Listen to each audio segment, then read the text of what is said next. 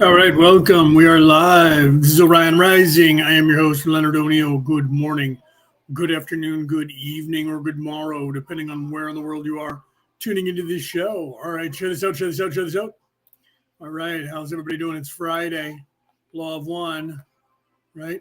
Welcome, welcome, welcome. I see Rick in the audience there. He said hello, welcome. I see you in there, brother.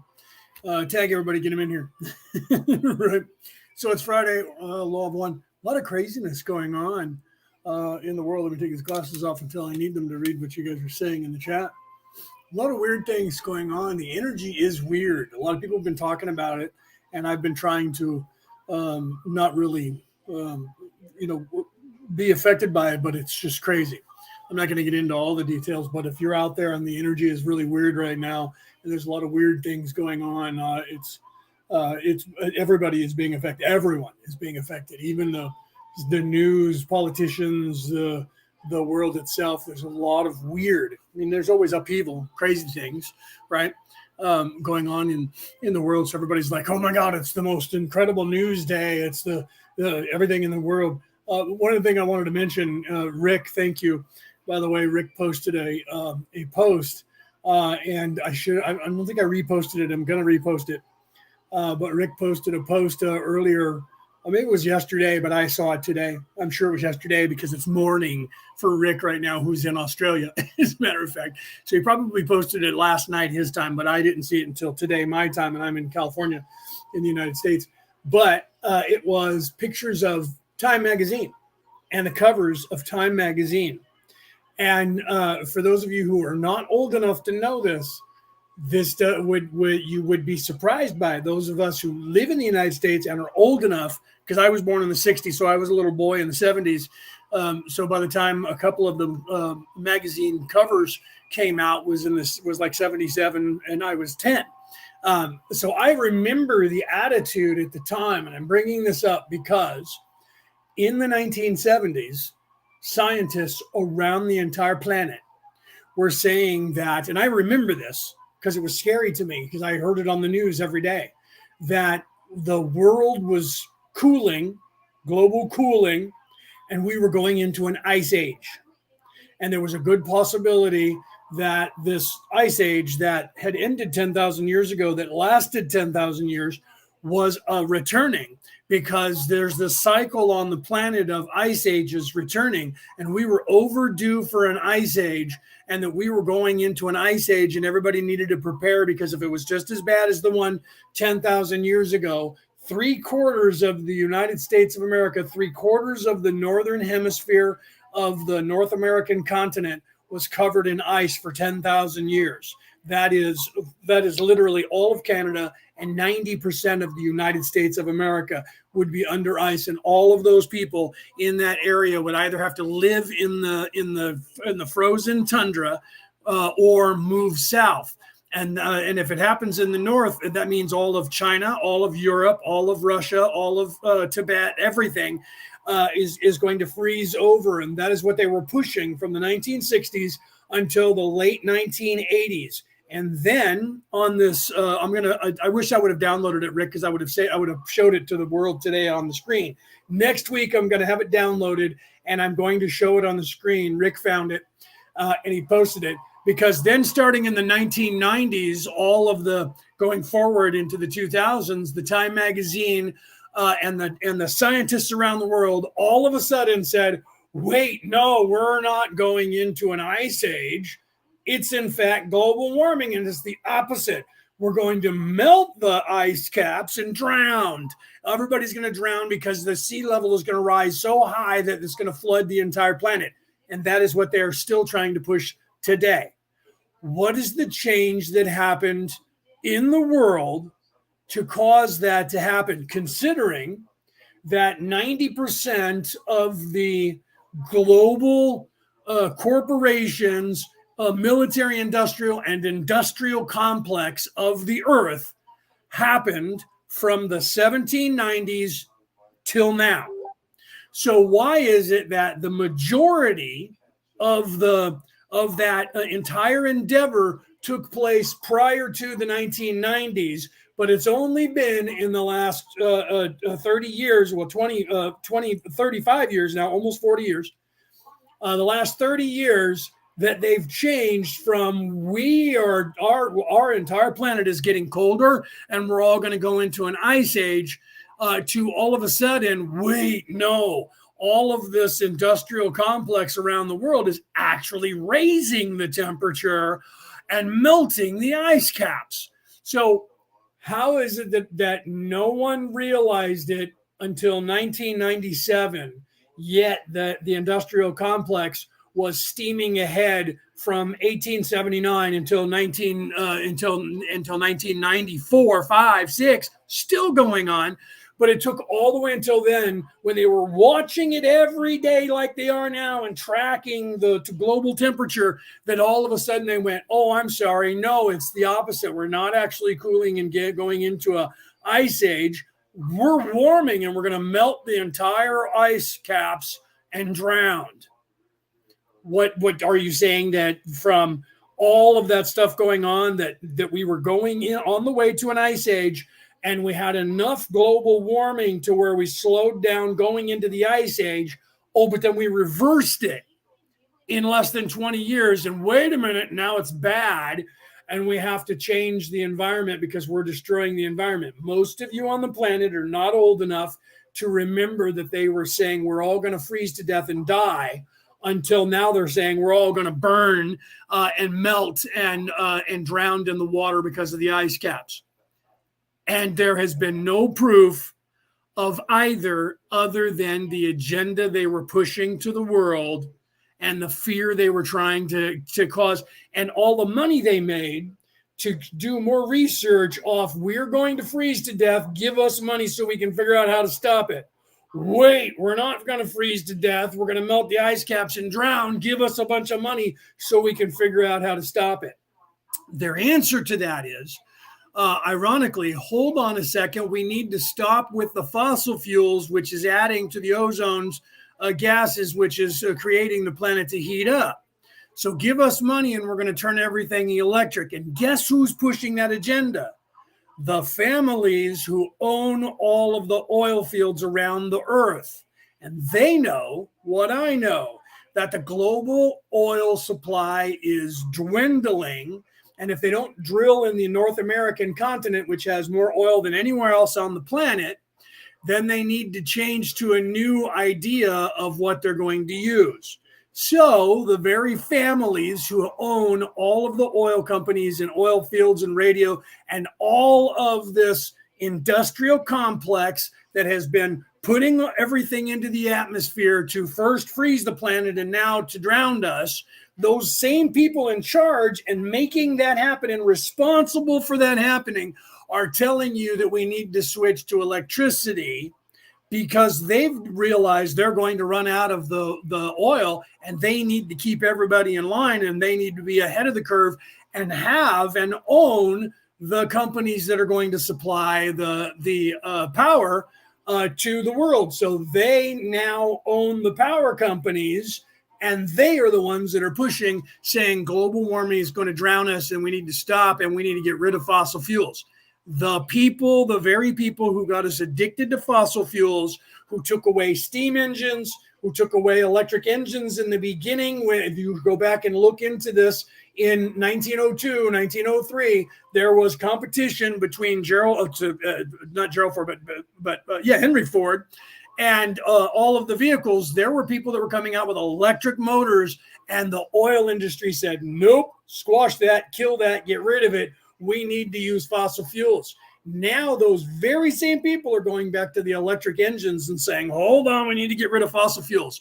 And what they're doing is owning all the companies, and they're starting up the new companies to where you go and plug in. And I have this to add, and then we'll get into raw. I have this to add. The internal combustion engine everywhere on the face of the earth has a power converter inside the engine. Okay, at first it was a generator, and then it was a regulator, because the generator was DC and it would overcharge batteries. So they put in a voltage regulator in your generator. So when the car starts, you don't use a crank anymore, you use a battery.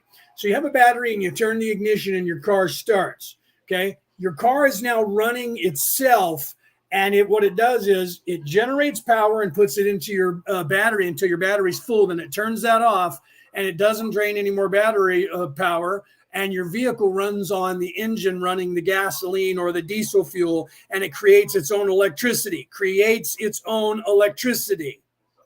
So then you drive your vehicle, and if something happens to the generator or the regulator or your battery, you have to replace one of those to keep that efficient and keep it running. I point that out to you because they're trying to sell you completely on the idea of no more fossil fuels and directly to electric, and they realize that nobody in this country is going for that. So now they're taking their hybrids, and before there was nothing about that. It's that you had a hybrid. And what you don't know is, prior to now, your hybrid charged itself when you were driving on gasoline, and it charged all the batteries on that same regulator. And then it would turn off so that they wouldn't overcharge, and you charged up the battery part. And so when you got into the city and you drove, you never had to plug your car in because it ran on gasoline and created energy and charged your batteries. Now, with all the new cars, because they're trying to get you used to plugging them in, they no longer have that system hooked into the bank of batteries for your charging of your car.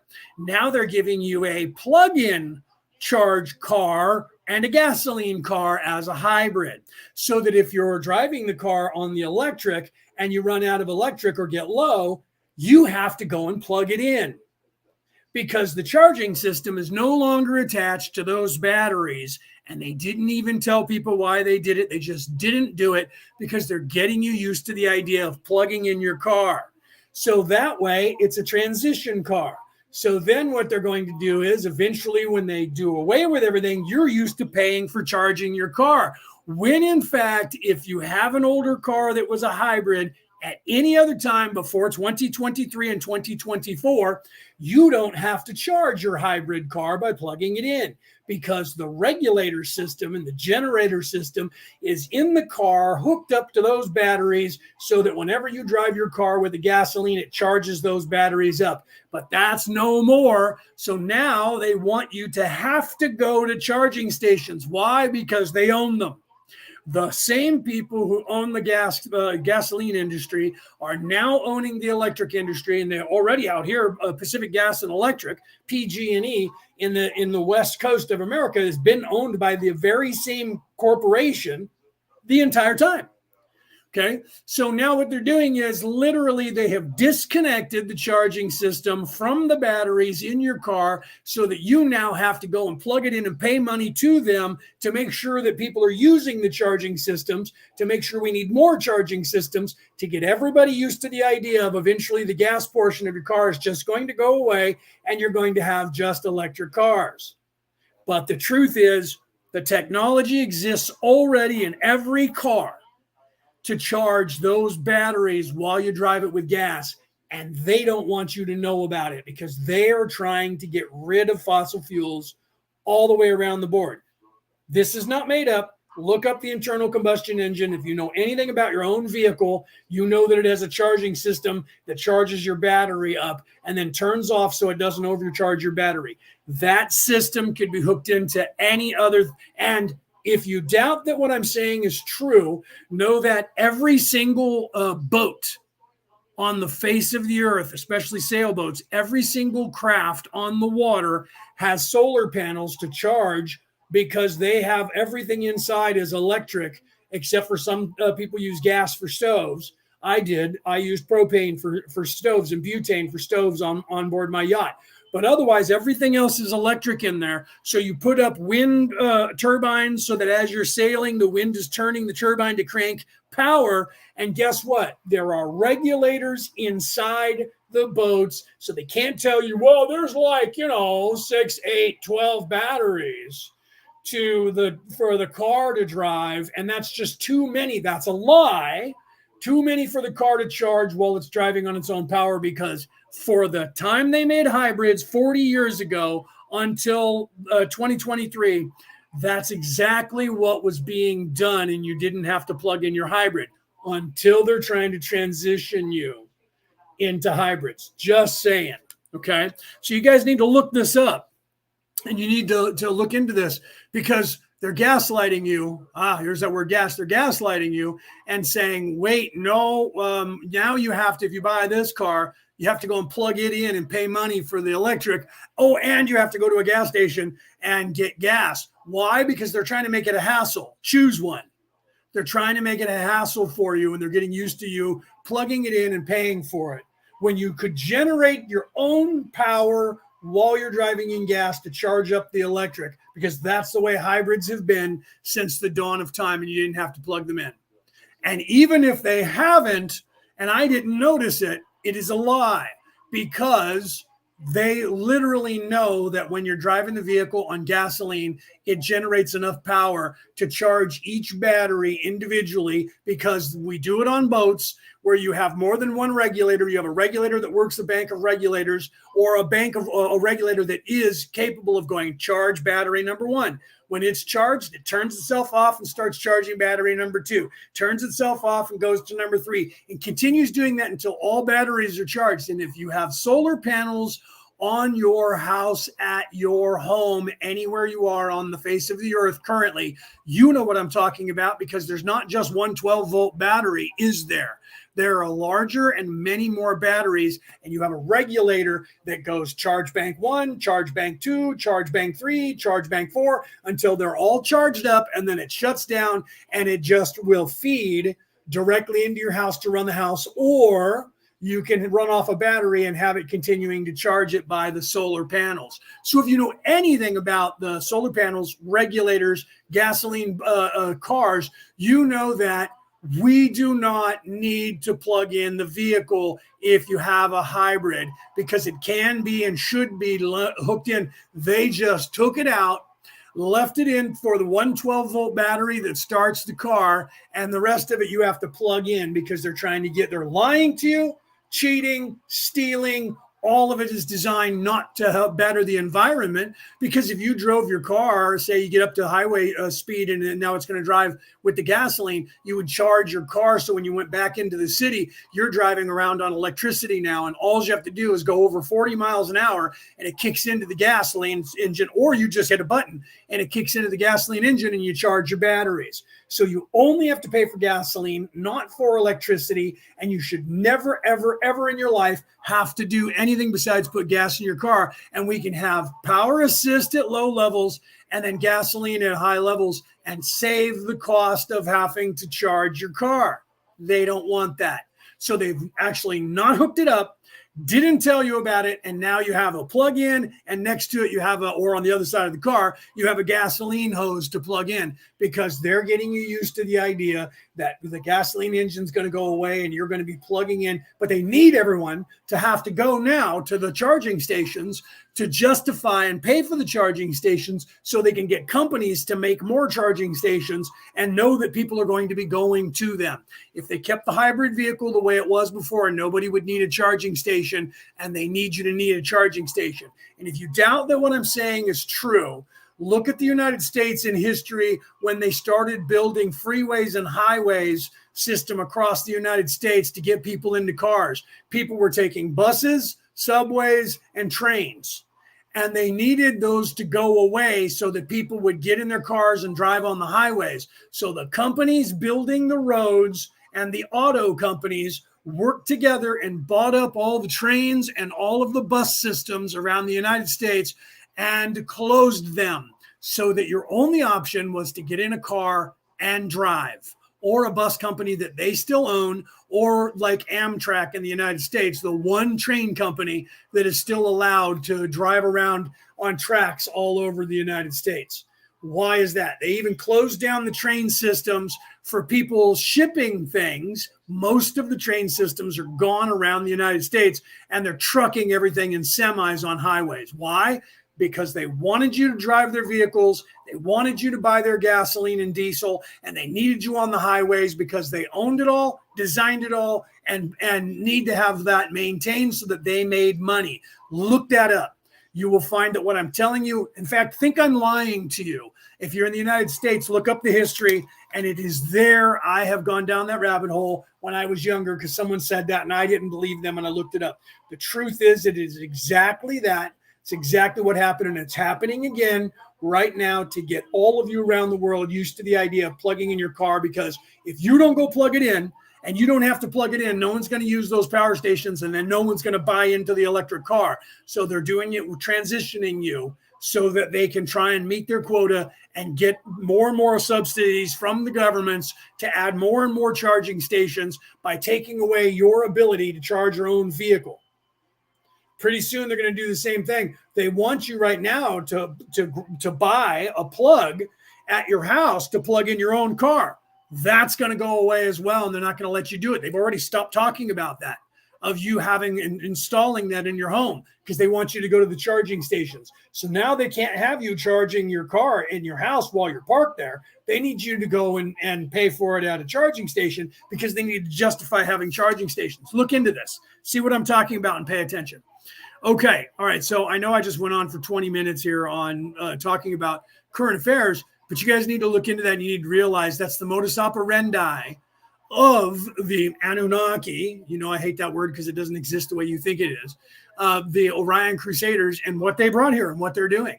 Their agenda to keep status quo is not, these people are like, oh yeah, they're for saving the environment. They don't care about the environment. They never have. The same people who are pushing to get you off of fossil fuels are the ones who own the electric companies and own all the charging stations and own the auto industry. So they're just transitioning you to paying them with their corporations that are under the same balloon corporation of their company that owns the oil, because they know they're running out of oil. I remember doing a study on this when I was in college, and someone said in 50 years, they're going to run out of oil around the world. And then they discovered that they could frack and get some more oil out of the ground. Then they realized what that damaging was doing, and people were filming it. I don't know how much of it was true, but I saw a bunch of videos like over in Russia where water was just exploding. People are driving and a sinkhole would open up and water would shoot out of it like a geyser, and then people would crash into it because they were pumping all the water underground to get the oil to come up. That's what fracking is about. Adding water in there, and the oil floats to the top of the water, and then they just siphon the oil off the water and leave the water in the ground. They don't do anything about it, because if they let it go, create sinkholes, and then people crash into them and die. You have your house, and all of a sudden a sinkhole opens up under your house because you had no idea they were fracking under the land that you thought you owned, and your house falls in and you die. Not a joke. That's why people don't like fracking. I'm against the idea of fracking, but they do the same thing with drilling for oil, and they would either pump water or air in there to do the same thing, just so you know. So they were already doing that. That's why fracking is just them doing it in a place that is more rural and not, or more local to where you live, and not out somewhere drilling out in the middle of the water or somewhere else besides that where you're just not near. You don't realize that's what's going on. What do you think's happening when they're drilling that and pumping all that oil out of the ground? They have to put something in the ground. Otherwise, there's a big cavern there when they pump that out. If they just leave air there, there's just a big cavern, and eventually that'll just fall in. So they have to put something in there. They've already been doing it. They've been fracking. You just didn't know what it was called and what it was. It's called oil drilling. Okay. So I'm going to go ahead and start. I see you guys are all just talking to yourselves, right? So Denise, I see that you're on here. I love that. I didn't see when you first showed up, so I'm glad. I don't know if I helped you in any way today, but I see that you're back. So that's a good sign. Hopefully that means that everything is updated and you're okay, because before she was having problems. I don't know if you still are, Denise. We'll work on that if you still are. But hopefully when you got back from the doctor after you and I talked earlier, I'm glad you're on here now, which means you're able to access the account. So hopefully you're able to see everything that's going on. If not, we'll either work tonight or tomorrow. I'll try to help you figure out what's going on with that. But hopefully what we did do earlier helped you somewhat while you were waiting for the doctor to come in, right? So, okay. So I'm going to go ahead and press play on Raw here, and we'll get, just so you guys know out there in the world, poor Denise, I think in Cody had a problem too. Denise got hacked, and someone she had to change everything. They hacked her account, and they hacked her, went after her bank account and her credit cards and all kinds of stuff. And she had to fix that. It happens to all of us. I just haven't had it happen on Facebook yet, but it happens, and we have to be careful and diligent about not having the same passwords for everything, because if they get a hold of one, they got you, and they'll take over your life and steal all your stuff. So yeah, and Cassie she's the one that told me. Cassie was helping Denise trying to get it to work, and then Cassie said to me, could you get a hold of her, because she's having a really hard time. And all right, I'll see what I can do. Hopefully we can get her up, but I didn't have limited time today because I had to get prepared for it. She knew that. I had to get prepared for the show. Okay. And I got all kinds of crazy stuff going on in my life as well, weirdly, but it's the time. It's weird. It's happening to a lot of people. Okay, so I'm going to go ahead and do a sound check. And hopefully you guys can hear raw. Okay, and then we'll get started with session 40. It's we're on class number 79, but this is session 40. Let me press play, and you guys tell me if you can hear it okay. March 18th, 1981. 40.0 Ra. I am Ra. I greet you in the love and in the light of the infinite creator. We communicate now. 40.1 Questioner. Okay, hopefully you guys can hear that. I know that it's there's a lag, so I'm not sure, but I'm sure if you can hear me and you guys can hear the intro music, I'm sure you can hear Ra. So let's go ahead and start with question number 40. Thank you. Thank you. Cody said, I can hear it. She's over on YouTube right now. She said, I can hear it. Thank you. Okay, here we go. I thought that I would make a statement and let you correct it. I'm trying to make a simple model of the portion of the universe that we find ourselves in. Starting with the logos, or sub-logos, our sun, we have white light emanating from this. This is made up of frequencies ranging from the red to the violet. I am assuming that this white light then contains the experiences through all of the densities, and as we go into the 8th density we go into a black hole which emerges on the other side as another logos or sun and starts another octave of experience. Can you comment on this part of my statement? RA. I am RA. We can comment upon this statement to an extent. The concept of the white light of the sub-logos being prismatically separated and later, at the final chapter, being absorbed again is basically correct. However, there are subtleties involved which are more than semantic. The white light which emanates and forms the articulated sub-logos has its beginning in what may be metaphysically seen as darkness. The light comes into that darkness and transfigures it, causing the chaos to organize and become reflective or radiant. Thus the dimensions come into being. Conversely, the blackness of the black hole, metaphysically speaking, is a concentration of white light being systematically absorbed once again into the one creator. Finally, this absorption into the one creator continues until all the infinity of creations have attained sufficient spiritual mass in order that all form once again the great central sun, if you would so imagine it, of the intelligent infinity awaiting potentiation by free will. Thus the transition of the octave is a process which may be seen to enter into timelessness of unimaginable nature. To attempt to measure it by your time measures would be useless. Therefore, the concept of moving through the black hole of the ultimate spiritual gravity well and coming immediately into the next octave misses the subconcept or corollary of the portion of this process which is timeless. Okay, so black holes work in two different ways. The Big Bang came out of a black hole, or actually that's a white hole. I just posted about that the other day. That's a white hole. So the expulsion of a universe into beingness doesn't actually come out of a black hole, comes out of a white hole. It's the opposite.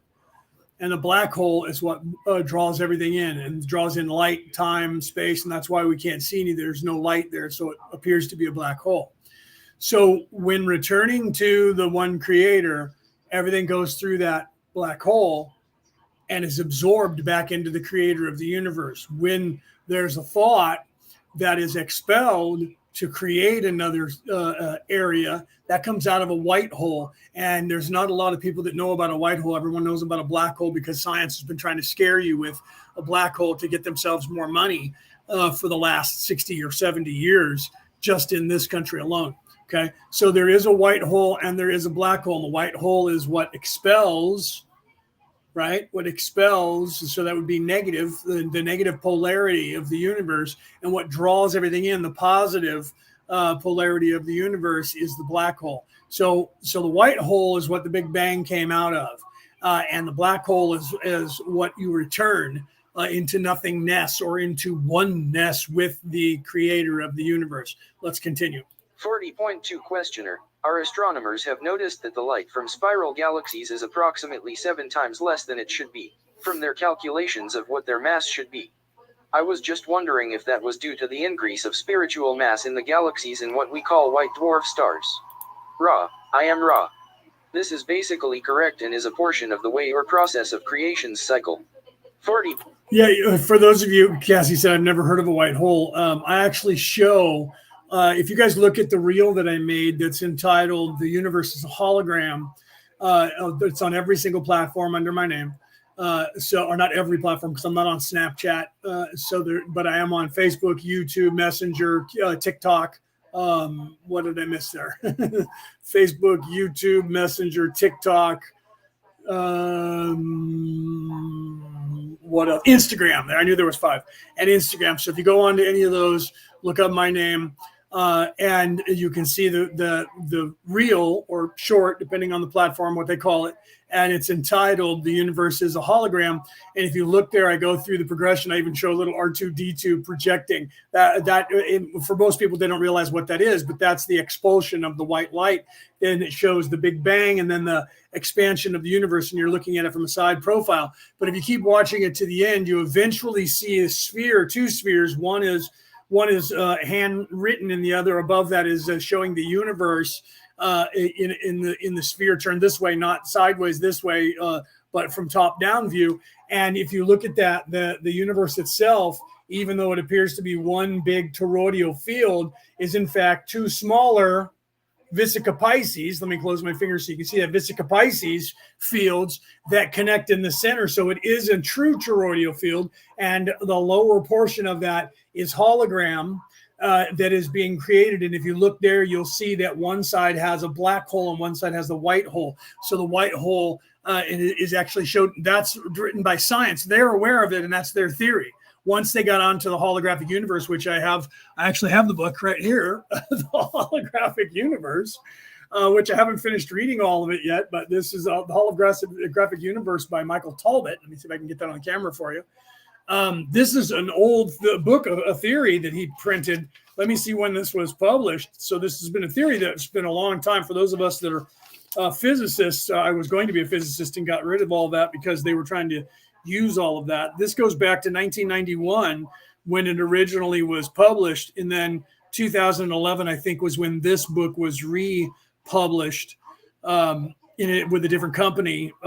So it's a revised edition in 2011 of the 1991 theory that Michael Talbot of the universe, that most people in science today drawing on his ideology from the early 90s, which that goes back further. And he talks about that in the book, where the theory is not brand new. The theory's been around going back to Copernicus and possibly Hubble and going back to almost to Aristotle and Socrates. So the theory that this was actually an illusion has been there all the time, but science just kind of pushed that to the side and focused on the flesh for most of the last 3,000, 4,000 years. And it has been literally in the last 50 years or so that it has picked up more steam, where people are starting to look.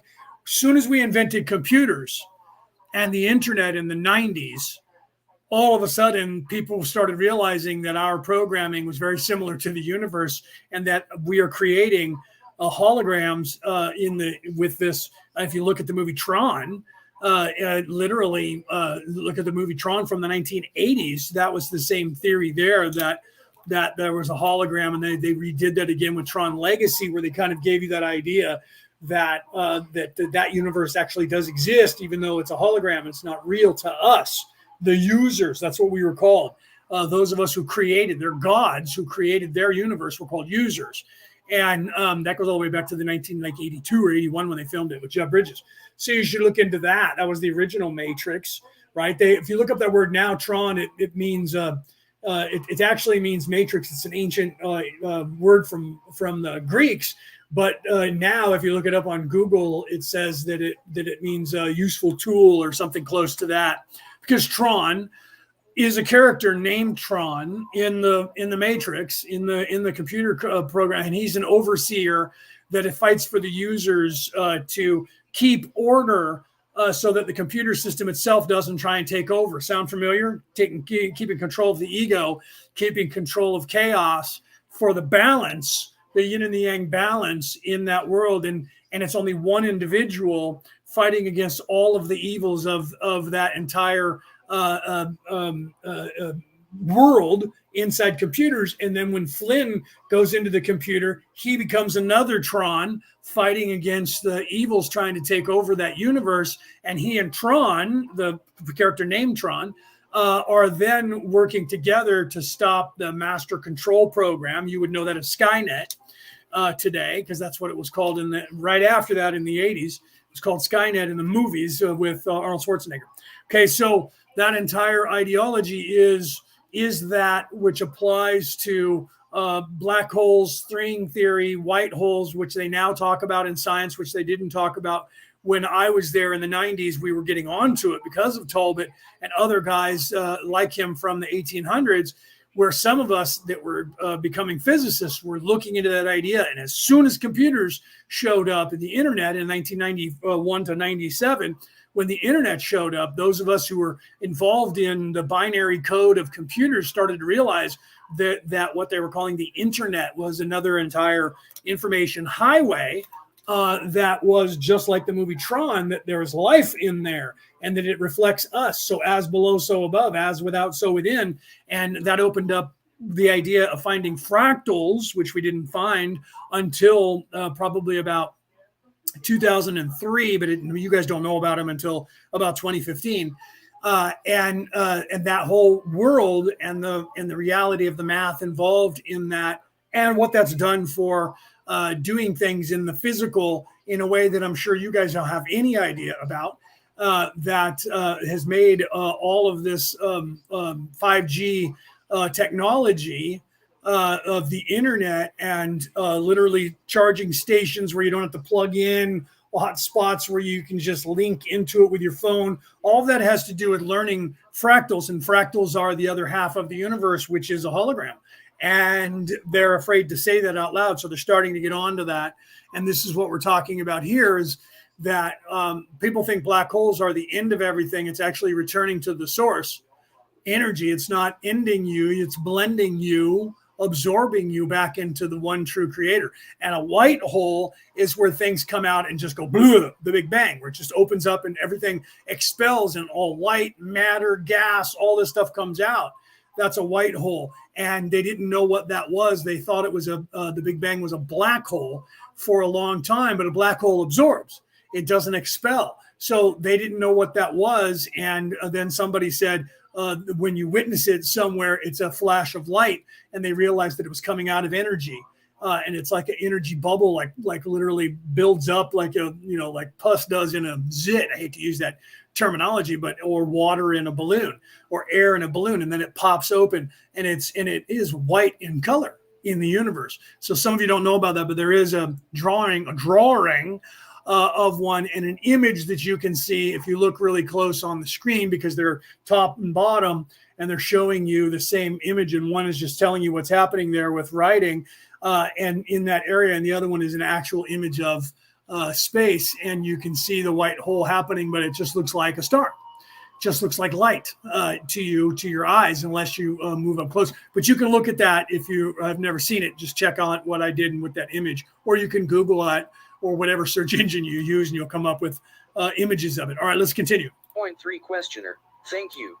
I was also wondering if the first density corresponded somehow to the color red, the second to the color orange. Before we get into that, yeah, Penny said, so damn many old movies are true. Yes. Throughout time, that's a great statement that you made, and I'm going to put it on the screen, and then I'm going to explain it more, right?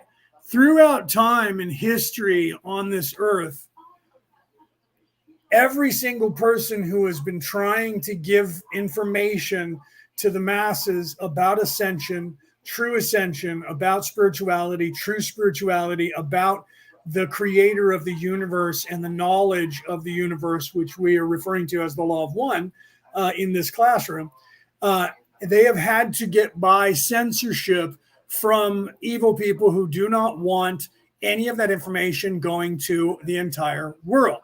That is the modus operandi of the Orion Crusaders or anyone else that is evil that is trying to take control of third dimensional planets. And they give that information over to other evil people on the planet to make sure that they eradicate all of that information so that people get stuck on the planet and don't ascend, to keep them as slaves over and over and over and over, keeping that 1% population rich for all of eternity, or until something changes and the masses overthrow them.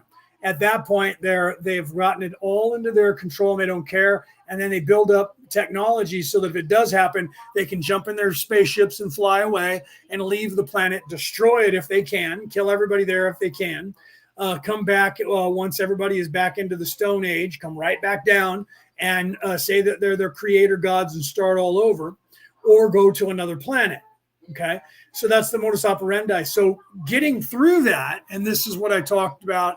I talked about in the class chat the other day when Rick was asking the question about ascension and that sort of stuff, where I show you that and I tell you, and I have, that is the theme of all of my messages on all of my platforms, that you see that I'm trying to show you to look for yourself to find the information, because everything is there. And it's there, and the knowledge is there in all the religions around the world, no matter the religion, from what the people were or when they were there, when they existed, how far back that goes, doesn't matter, because it's always there and it's always the same. And it's always been censored, and it is being censored so that you do not see what they're trying to tell you. But they have to leave some of the books in, because they can't tell any lies without some truth. So tell a little truth with many lies. They have to give you some of the truth, and it's there. So the things they left in to validate all of these religions, to keep you coming into their stores, sitting in their seats and paying a tithing, so that their corporation continued to have success and conquer the planet and have a Starbucks next to a church and have one on every single corner of the face of the earth. And they can just cut up the churches depending on the demographic, just like they do with demographic with vehicles. You have a certain type of car they'll sell to you if you make a certain amount of money. They'll sell that same car to people who are poor for half the price, but you don't know about it when you're living in a rich area. So people that are poor, they say, don't buy a car here. Go to that outlying city 100 miles away and you'll get the car at half price and drive it back. It'll be cheaper than buying one here. Same thing with gasoline. You go to a poor neighborhood, the gasoline price there is 50 to 75 cents less than it is in the area that you live in, unless you actually live in the poor area, and then you have the best gas prices. That's not a joke. When you go to areas where companies don't want to be and people don't want to be. I lived in the middle of the desert in Arizona. The prices over there for gasoline were $3 cheaper than they were in the state of California, where I'm currently in the state capital. Okay, $3 less per gallon, because nobody wanted to live in the desert, but they wanted to sell gas, so they gave it to you cheap. Cost of living over there for a house was $175,000 for a 4-bedroom vaulted ceiling house with a 2-car garage with a lot that was a half an acre. And the price to rent that was $1,100, $1,200 7 years ago. Okay. You come to the state of California, that same house is $1.5 million, possibly $2 million, depending on where in the San Francisco Bay Area or Sacramento. And the rent for that is $6,000. Today, it's almost $8,000 for that same house to be rented. Do you understand? Do you see? So demographic, and they do the same thing with everything. There's a demographic, okay? So if you're in a poor country in the middle of nowhere, everything's going to be cheap there, and your gas prices and medical insurance and everything, because they can't afford to pay the prices. That's why the United States of America pays usually about 400 times more for medicine than Canada does, right next door, than Mexico does right next door, because there's more money here. That's why I wrote a book about that called, How to Get Out of Debt, Surviving the 21st Century. And in there, I tell you, you're not poor, you're just America poor. So depending on where you live in the world, you're only as poor as the country that you live in. So if you take the money that you have and you can continue making that and you move to the Philippines, I literally, a buddy of mine lives there, and I'm on Social Security, which has me about, 4 times below poverty level in the United States of America. I'm middle class in Egypt. I'm middle class in the Philippines, upper class, I think, in the Philippines, with that amount of money. So it depends. In Africa, I'm rich. So it just depends on where you go. If I can keep my pension and move out of the country, which is what my friend did, literally you can have them, I was going to sail my boat there. He says, don't worry about it. Build one when you get here. It'll cost you $3,000 maximum. And you can build the same boat that'll cost you $50,000 to make in the United States. Not a joke, okay? Just as well made.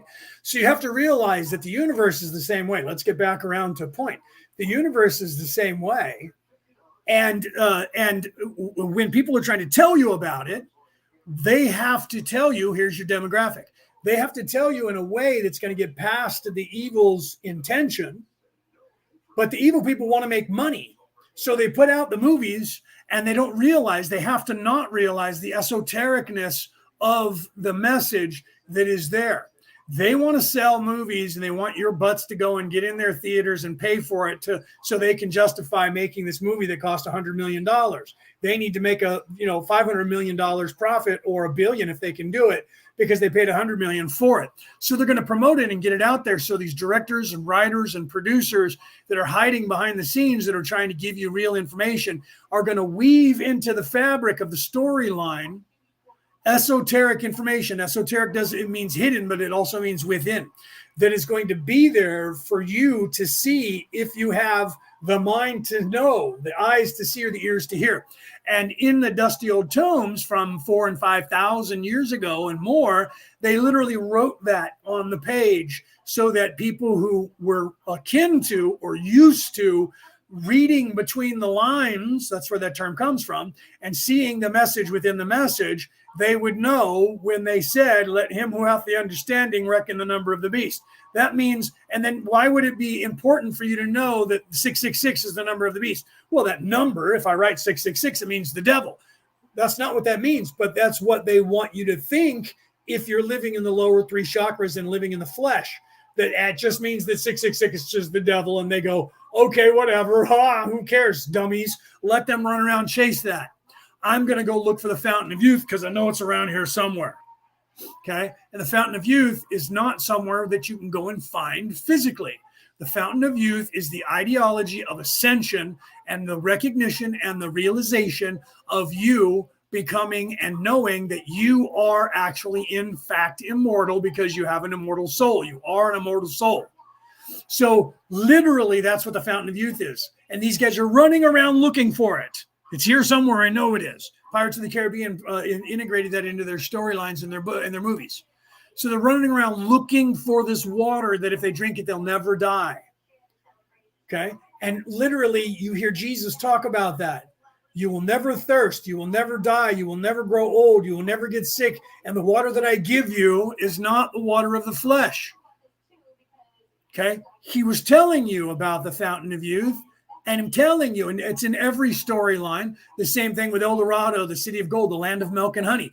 They're looking for the land of milk and honey. There's got to be this place that's rich and beautiful and prosperous. And they find like the United States and it's lush green lands. And they're like, this must be the land of milk and honey. So they were fighting to hold it, to keep it, to be in control of it. And they've been doing it now for thousands of years. But in the modern day, since 1492, when Columbus officially discovered it. It's not like it wasn't already here. It's not like there was already people that lived here and civilizations that rose and fell. It was when the Europeans first realized there was something other than us across the water.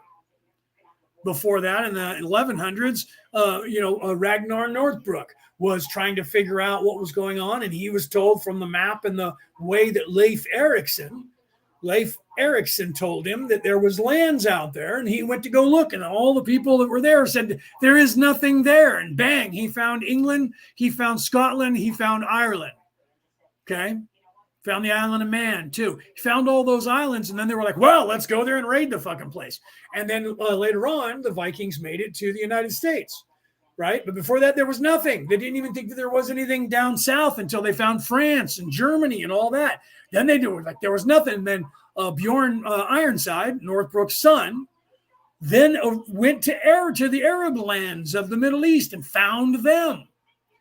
And then they discovered them. So the Europeans were rediscovering a population of people that had the same technology as they did. When they got here to America, it was the same, and they showed up. But by that time, they had discovered China and Japan and got black powder and had muskets. So when they came to America, that didn't get here yet. So they used that technology to dominate. The English did it all the way into the 1800s in Africa. Right? Same thing. They took the technology that they learned to blow things up and shoot people and went after the Zulus and all that, and ended up still losing their asses. Same thing happened in America. They ended up losing their asses. The Vikings did too, and they just had swords. So literally you have to realize, and then let's go back now on point.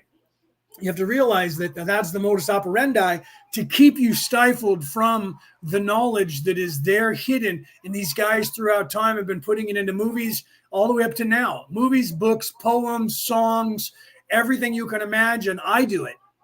I just got one of my videos got taken down off of TikTok, and I had to apply and talk to them about why they did it, because my video was the one that I posted 2 days ago, where I was talking about spirituality and people who were evil in your life, and they took me down because I was talking about alcohol, tobacco, and drugs, and trying to sell those, and I went against community standards. And so I actually had to file a complaint with them and say, I'm a minister and I'm talking about spirituality, and there is nothing on any of the posts on this platform I have ever posted that is talking about alcohol, tobacco, drugs, or selling anything that has anything to do with that. Please advise. And it took them about 6 hours, and they were like, we apologize for the inconvenience. We have allowed your video to be back out for people to see, right? What was that about? Somebody clicked a button or an algorithm because of something that I said, went click and muted me and took down my video, and then informed me about it. And I said, okay, let's look at it. I want a human to watch my video and tell me where in there that I'm talking about selling drugs or talking about doing drugs or anything, because I clicked on, yes, this video is okay for children. Because I'm not cussing, I'm not talking about drugs, I'm talking about spirituality. And I want every demographic to be able to hear it. And I make sure that only the ones that I say something to where I don't think children, because everybody's children anyways, okay? So literally, what is that about, right? How did I get taken down? Because the algorithm was trying to censor, because it's always trying to censor you. So those of us who are on these platforms know nothing has changed for 100,000 years in this planet. So people talking 1,000 years ago, 100 years ago, 50 years ago, or today are trying to give you information the way that we can get it past this censorship. And they can't censor us completely, because when they do, we go to other platforms. They tried it during COVID, right? People are still triggered. I just posted a thing up there and somebody called me a shithead. Because I posted the achievement award for those who resisted getting the shot for resisting the largest mind screw in the history of the planet and lie and fear campaign. And somebody called me a shithead. Well, tell that to the survivors of people who died, you shithead. I was like, did I trigger your ego? And I posted a link to my reel that I put out talking about triggering people's ego. I haven't checked it today to find out if he's blocked me, got mad, told me off. I have no idea, right? But back on point, and we'll start with Raw again. There will come a time in your life, and Penny, if you're already saying that, you're already starting to think it. As you start to ascend, things change in the way you see things, and you start realizing the information I just told you, and then you have to go back to every song you've ever heard, every book you've ever read, every movie that you've ever seen. You either have to watch them again or get them in your mind's eye and run through the movie and what it was about, and things will start revealing themselves to you, and you'll start going back to rewatch everything you've watched in a different light, because you're no longer this child that is easily fooled, and you have the mind to know, the eyes to see, and the ears to hear now. So now all the things that were esoteric when you were younger and did not see them or catch them, you start catching them, and then you look around and go, this can't be real. Is this that blatant? And then you're going to go to other people and go, dude, I just watched this and I caught this. And they're going to go, yeah, I know. Isn't that crazy, bro? So you caught that too. Yeah, but I never did before. That's happening more and more often on this earth, because there are more and more people like myself that are awake enough to try and tell you these things, to give you the tools to be able to hear, see, and know the truth of what's going on, which has to be there right in front of your face because they can't stop it because of the yin and yang. So the more evil they get and the more they try to lock down the information and control it, the more the information will find its way through chaos theory out to the world. So that when they tried to clamp down during COVID, starting in 2019 and moving 2021, 2022, you see that in 2023 and now in 2024, that has spilled out to the world, and the knowledge that was trying to be hidden has now gone, blah, and you have to deny it now. There's a choice where there wasn't before, and the information wasn't there. This is why I say the greatest thing that happened to this planet was COVID. And if they attempt it again, it'll only backfire exactly the way COVID did. And they don't know about it. They don't know it because they can't know it, because they believe all of themselves and each other when they say, oh no, most people are just going to sit down and take it and shut up, and we can take over the entire world, because that's what our experts say is going to happen, because it does every time. Demographic. When they go after certain people and target them, just like when you watch this Naked and Afraid or Survivor Island or any of that, the people that are on those shows are mentally about 10 years old, and they are completely afraid of their own shadow, and they have hardly any will to survive. That makes for good television. They weed out anybody who has survival abilities, survival skills, and they give you somebody who has a little bit so that you think, oh, that guy is cool, man. He's got all the survivability and he's going to win. Okay, that's not what they want. That show would be boring to them. There was a show where a guy was special forces. I think he was in the English Special Forces, and he had a show that was called Survivor Man. I believe that's what it was called. Don't quote me on that. But he had his own show, and guess what? Only nerds watched it, and military personnel, because it was him actually surviving and not dying and not being afraid of anything, even if he got sick or got the shits or whatever. He was doing what he needed to do to teach people how to survive off the grid, or if you got lost out in the world. Only people who are interested in that watch that show. But if you take that exact same scenario and take people's clothes off and stick them there with no skills whatsoever, ratings shoot through the roof because people can't wait for everyone to die. When the movie The Running Man came out in the 1980s with Arnold Schwarzenegger in it, there were people that predicted that we were going to have realistic Running Man where people were going to be killing each other in less than 10 years. That was 40 years ago, and thank the gods that we don't have that. That's when they came up with the movies with Jennifer, what's her name? I can't think of her name right now, where she made like 4 of those movies, Mockingbird and all of that, where they did the same scenario. That was just a remake of The Running Man and that ideology. Take a bunch of but they said, well, there's this weird society that's what they do, and they have somebody has to volunteer to sacrifice, and they all go out there and kill each other, and they all bet money on it and love the shit out of it. And it made a bunch of money by them making like 4 movies out of it.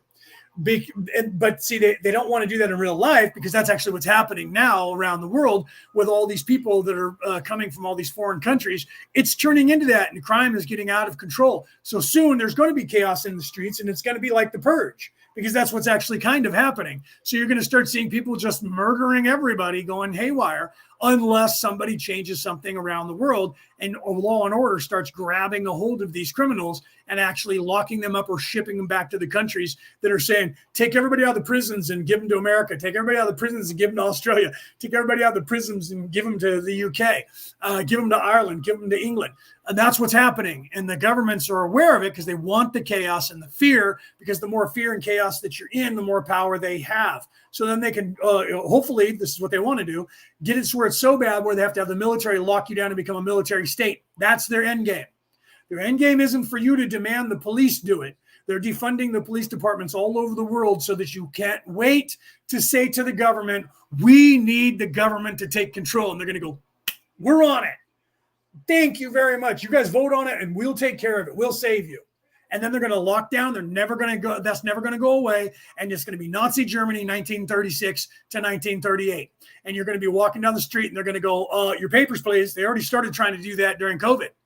Your papers, please. These say your papers. Your papers are not in order, sir. We are going to have to put you in the concentration camp now.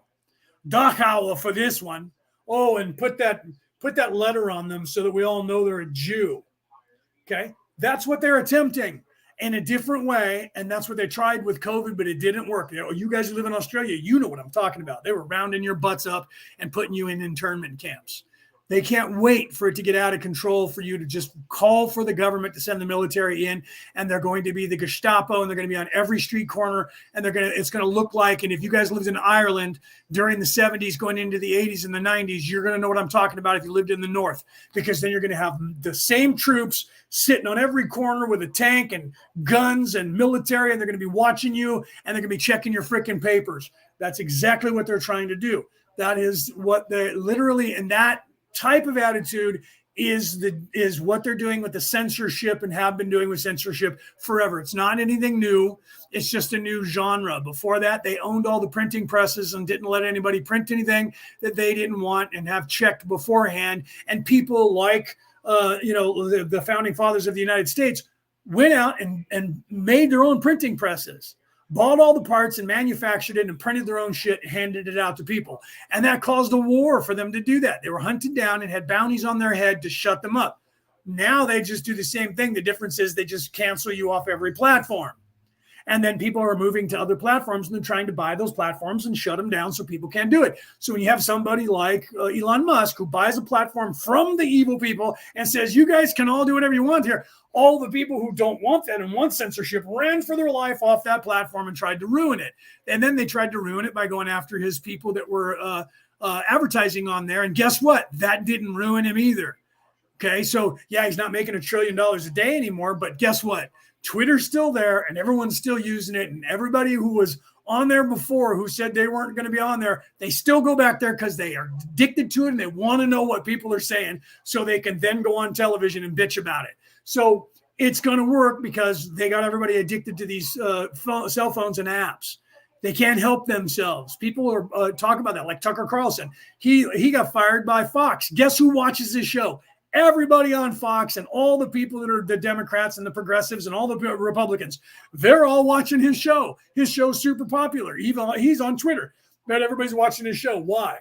Because they can't get away from him because he's actually sat down for 2 hours talking to Vladimir Putin. I watched the entire video. Do I think Vladimir Putin's crazy? Yeah. Anybody who's trying to seek power, ultimate power, and tries to be a president or a czar or a king for 20 years has got to be a lunatic. Right?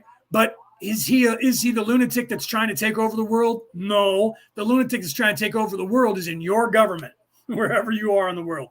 Okay. And those guys are all working for the money behind the scenes. And the money behind the scenes is the same 1%, even though you don't think it is. They're trying to save the planet by getting rid of fossil fuels. Look at who owns that and who's orchestrating it. The fossil fuel companies. Why are they getting rid of themselves? Because they know they're running out of it. They need to replace it with the new thing, the new drug. They're running out of the oil on this planet. There isn't anymore. And the synthetic oil doesn't work as well because they can't create it all. Because guess what? They have to have the same natural gas and resources to make those. So now they're going to the electric power because they've created the cell phones and this industry. And guess who owns all the minerals to make your touch screens on your phone? The Chinese. Okay. And guess who's making all kinds of power plants while over here in California, the government of the state of California is knocking dams down. They could be setting those dams up and making hydro dams out of them and creating and generating electricity to pay for all of this electricity that they supposedly need because they're trying to ban all cars. But instead of doing that, they're knocking down the dams completely to just let the water run through the state again.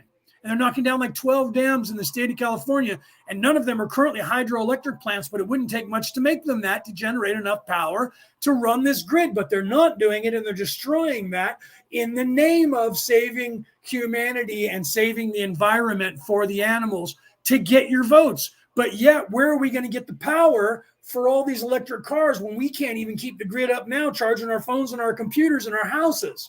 And now we're all going to have a car that's going to be relying on that. So where is this state or any other state in this country going to manufacture the power to run this? Currently, it's because of diesel engines and coal burning. 85% of all power around the world is created by burning coal and fossil fuels, or all fossil fuels, because coal is a fossil fuel. So if they're getting rid of the oil and then they're going to tell you they're going to get rid of coal, how are they going to generate their own power that they're telling you that you want you to use? They don't care. They're trying to get you used to the idea, and they'll figure it out later. But right now, they need to get you off of fossil fuels before you realize it's going to run out anyways. Okay. So 40 years ago, they said we have 50 years of fossil fuels left. So if that's the case, all of these people saying the world's going to come to an end in another 10 years, what they're talking about is fossil fuels, the industry that's running cars, the industry that's running the entire planet right now is about to come to an end unless we start drilling in the richest place on earth that has the most oil and natural gas on the face of the planet, and that is the North American continent. But they don't want you to know about that, and they've stopped drilling here 45 years ago, and they won't let you drill here anymore. We also have more steel here than anywhere else. We have most of the resources of the earth in the land of milk and honey, which is the United States. We have more trees, we have more oil, we have more coal, we have more natural gas, we have more than anyone else combined on the planet. But they're telling you that we don't want it. Originally, they said they were holding on to it until everybody ran out, and then they were going to use this. Well, everybody here didn't want to go to fracking. So they said, we got to stop that. And then they went, well, if we don't have all the oil from the Middle East and those people paying us a tithing, then we need another fuel. Well, all the people that believe that the world is coming to an end, they'll buy into electricity and they'll keep voting us in power. That's what it's about.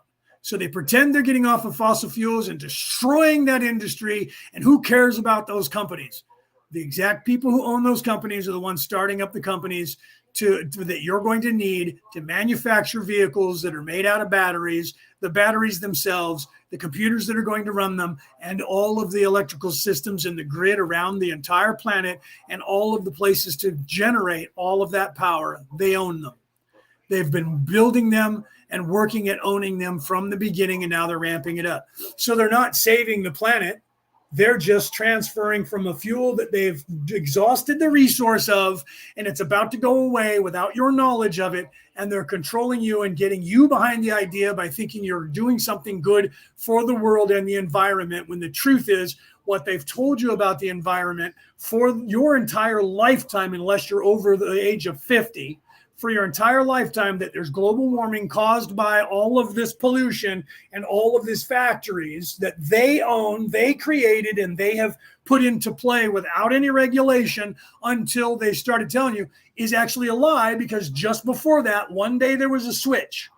They were saying we're going into an ice age and everything's going to freeze over, until they needed that to change so that they could make money off of changing the narrative in the world. Then all of a sudden it was, nope, we're creating too much problems in the atmosphere, and it's warming and everything's melting and we're all going to drown.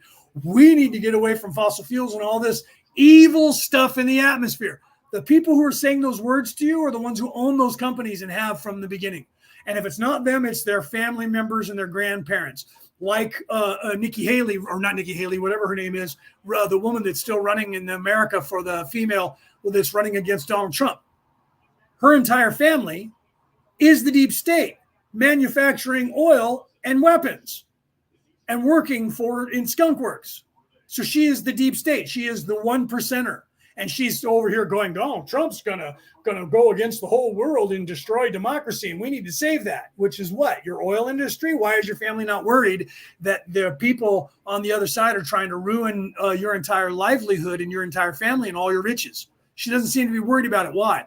Either fossil fuels is not really going away, or her family is already invested in a different energy that you don't know about, so that they can just close the factory, move the workers over to the new industry, and continue working, and you won't know it because they'll go, well, OPEC is gone. Yeah, well, now OPEC is now going to be called EPEC, and it's going to be the same people owning it. You just won't know it because they're going to have a different company name, but the parent company is going to be the same. Look that up, okay? Okay, so what's the question?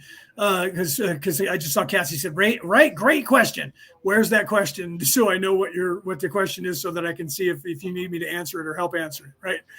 So literally you have to realize that all of the stuff, the information from movies, songs, books, there are people, and I've been pointing this out for years, like, Hotel California, 1976, written by a crazy drug addict rock band that everybody thought was just some crazy rock and roll guys. They're literally talking about being stuck. They're literally talking about figuring out how to get out of here and how to be stuck and what's going on and why you're stuck. Stairway to Heaven, written in the early 70s by Led Zeppelin, another rock and roll band that were a bunch of drunk and crazy dopers. That song is about somebody trying to living in the flesh, thinking they can buy their way into heaven. And that's what that song is about. It's about being stuck, trying to climb that ladder and thinking egoically, third dimension, lower chakras, that they could use money and wealth to buy themselves a better seat. Go into the 80s with the band Metallica. The band Metallica is talking about the leper messiah. Send me money, send me green, heaven you will meet. Make your contribution, you'll get a better seat. Bow to leper messiah. That's the chorus to their song, written in 1982, 1981. Okay? What are they talking about? The same thing. These people are lying to you in the churches and saying, give me money, give me green, and heaven you'll meet, and make your contribution, you'll get a better seat. And the truth is, they're not teaching you how to ascend. So they knew that in the 80s, and they were a bunch of drugged out rockers who didn't know anything. Oh, okay. You were replying to me. Okay, I'm sorry. I thought, well, I'm glad for that. I'm leaving my glasses on these days so that I can see. I try to leave them off so you guys see my eyes, because I know that there's just a glare when I have them on, but I've also have not been able to read all the chat. And so I looked down, and that's a great question. And I was like, what question? What did I miss? And I was going to scroll back because I see you guys are doing a lot of talking. Okay. So I'm glad that you were just replying to me. Okay. So you have to realize, right? Cody says they weren't crazy. You have to realize they were not crazy throughout time, and they have been trying to give you secrets. It's esoteric. It's there because they know that it's been censored. An entire group of people called the Essenes, thousands of years ago, were murdered because they had an information that they were editing out from the Orthodox Bible that they didn't want people to know about. And those people were all murdered. All of them were murdered to shut them up. And they never found the scrolls until 1948. And then thousands of years after they hid them, some kids found them by mistake. And now we have the Dead Sea Scrolls. And we know that that scenario happened. They were hunted down by the Orthodox Church in Rome and murdered to shut them up, to keep that information from going out to the population of the earth. We know this to be a 100% fact. Okay. So every religion, everywhere you go, you're going to find that it was edited. That's why I've talked about this many times, because they're trying to go in when they understand something. They go, we can't have the people knowing this. So the same people bait them. I do it. Everyone does it who has a brain. You bait them with something that you give them a gimme, a lame duck. You put it out there so that they see it and go, ha ha, get rid of that. And right behind it, you put something else. They go, all right, that one's cool. We can leave that up. You leave that one up, and that one's telling the same story that the other one was. But back in the old days, thousands of years ago, they would say, let him who hath the understanding reckon. Let him who have the eyes to see. Let him who has the ears to hear. Let him who has the mind to know. Okay, that was the highlight that they put there. We can't use those same words anymore because that was used thousands of years ago, and people don't get that reference anymore. That's why most of the people now miss most of the references from the past, because those references have been taken away from your daily activity of knowledge. So when someone says, let him who hath understanding reckon the number of the beast, you go, okay, so he's telling us the number of the beast now. It's number of 666. And then they had to translate that because nobody understood that today. 666. And they're like, okay, so the mark of the devil is 666. I just got to look for that. I got to find that. Okay. And that's not what that means. I've shown that in my reels. Talked about it on the show, on Jacqueline's show a few months ago, back in October, I think, or November. Talked about that, made a reel about it, showing you that the literal DNA makeup, composition of the cellular structure of this carbon unit, carbon-based unit, is based up of 6 electrons, 6 neutrons, and 6 protons, 666. The physical plane, the existence of the physical body, third dimensional reality, is here because its genetic makeup is 666. 6 particles, 3 times 6, 6, 3 score and 6. 3 particles, 6 of each particle is the dominant amount of particles that it takes those 3 in that order to make this place. Do you understand that? So the number of the beast is 666. The human condition of the beast is the ego.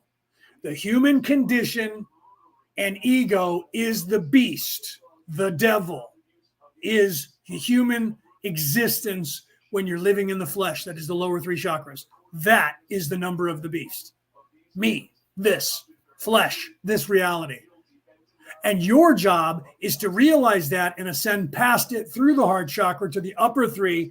And then you're no longer residing in the flesh, which means you're no longer residing in the beast. You're no longer in hell. You're now moving into heaven, and you're in the same exact place. That's why they say heaven and hell is in the same place, or a song by the heavy metal band called Accept back in the 1980s when they in Heaven is Hell. It was the name of their album, and their song was heaven is never in heaven.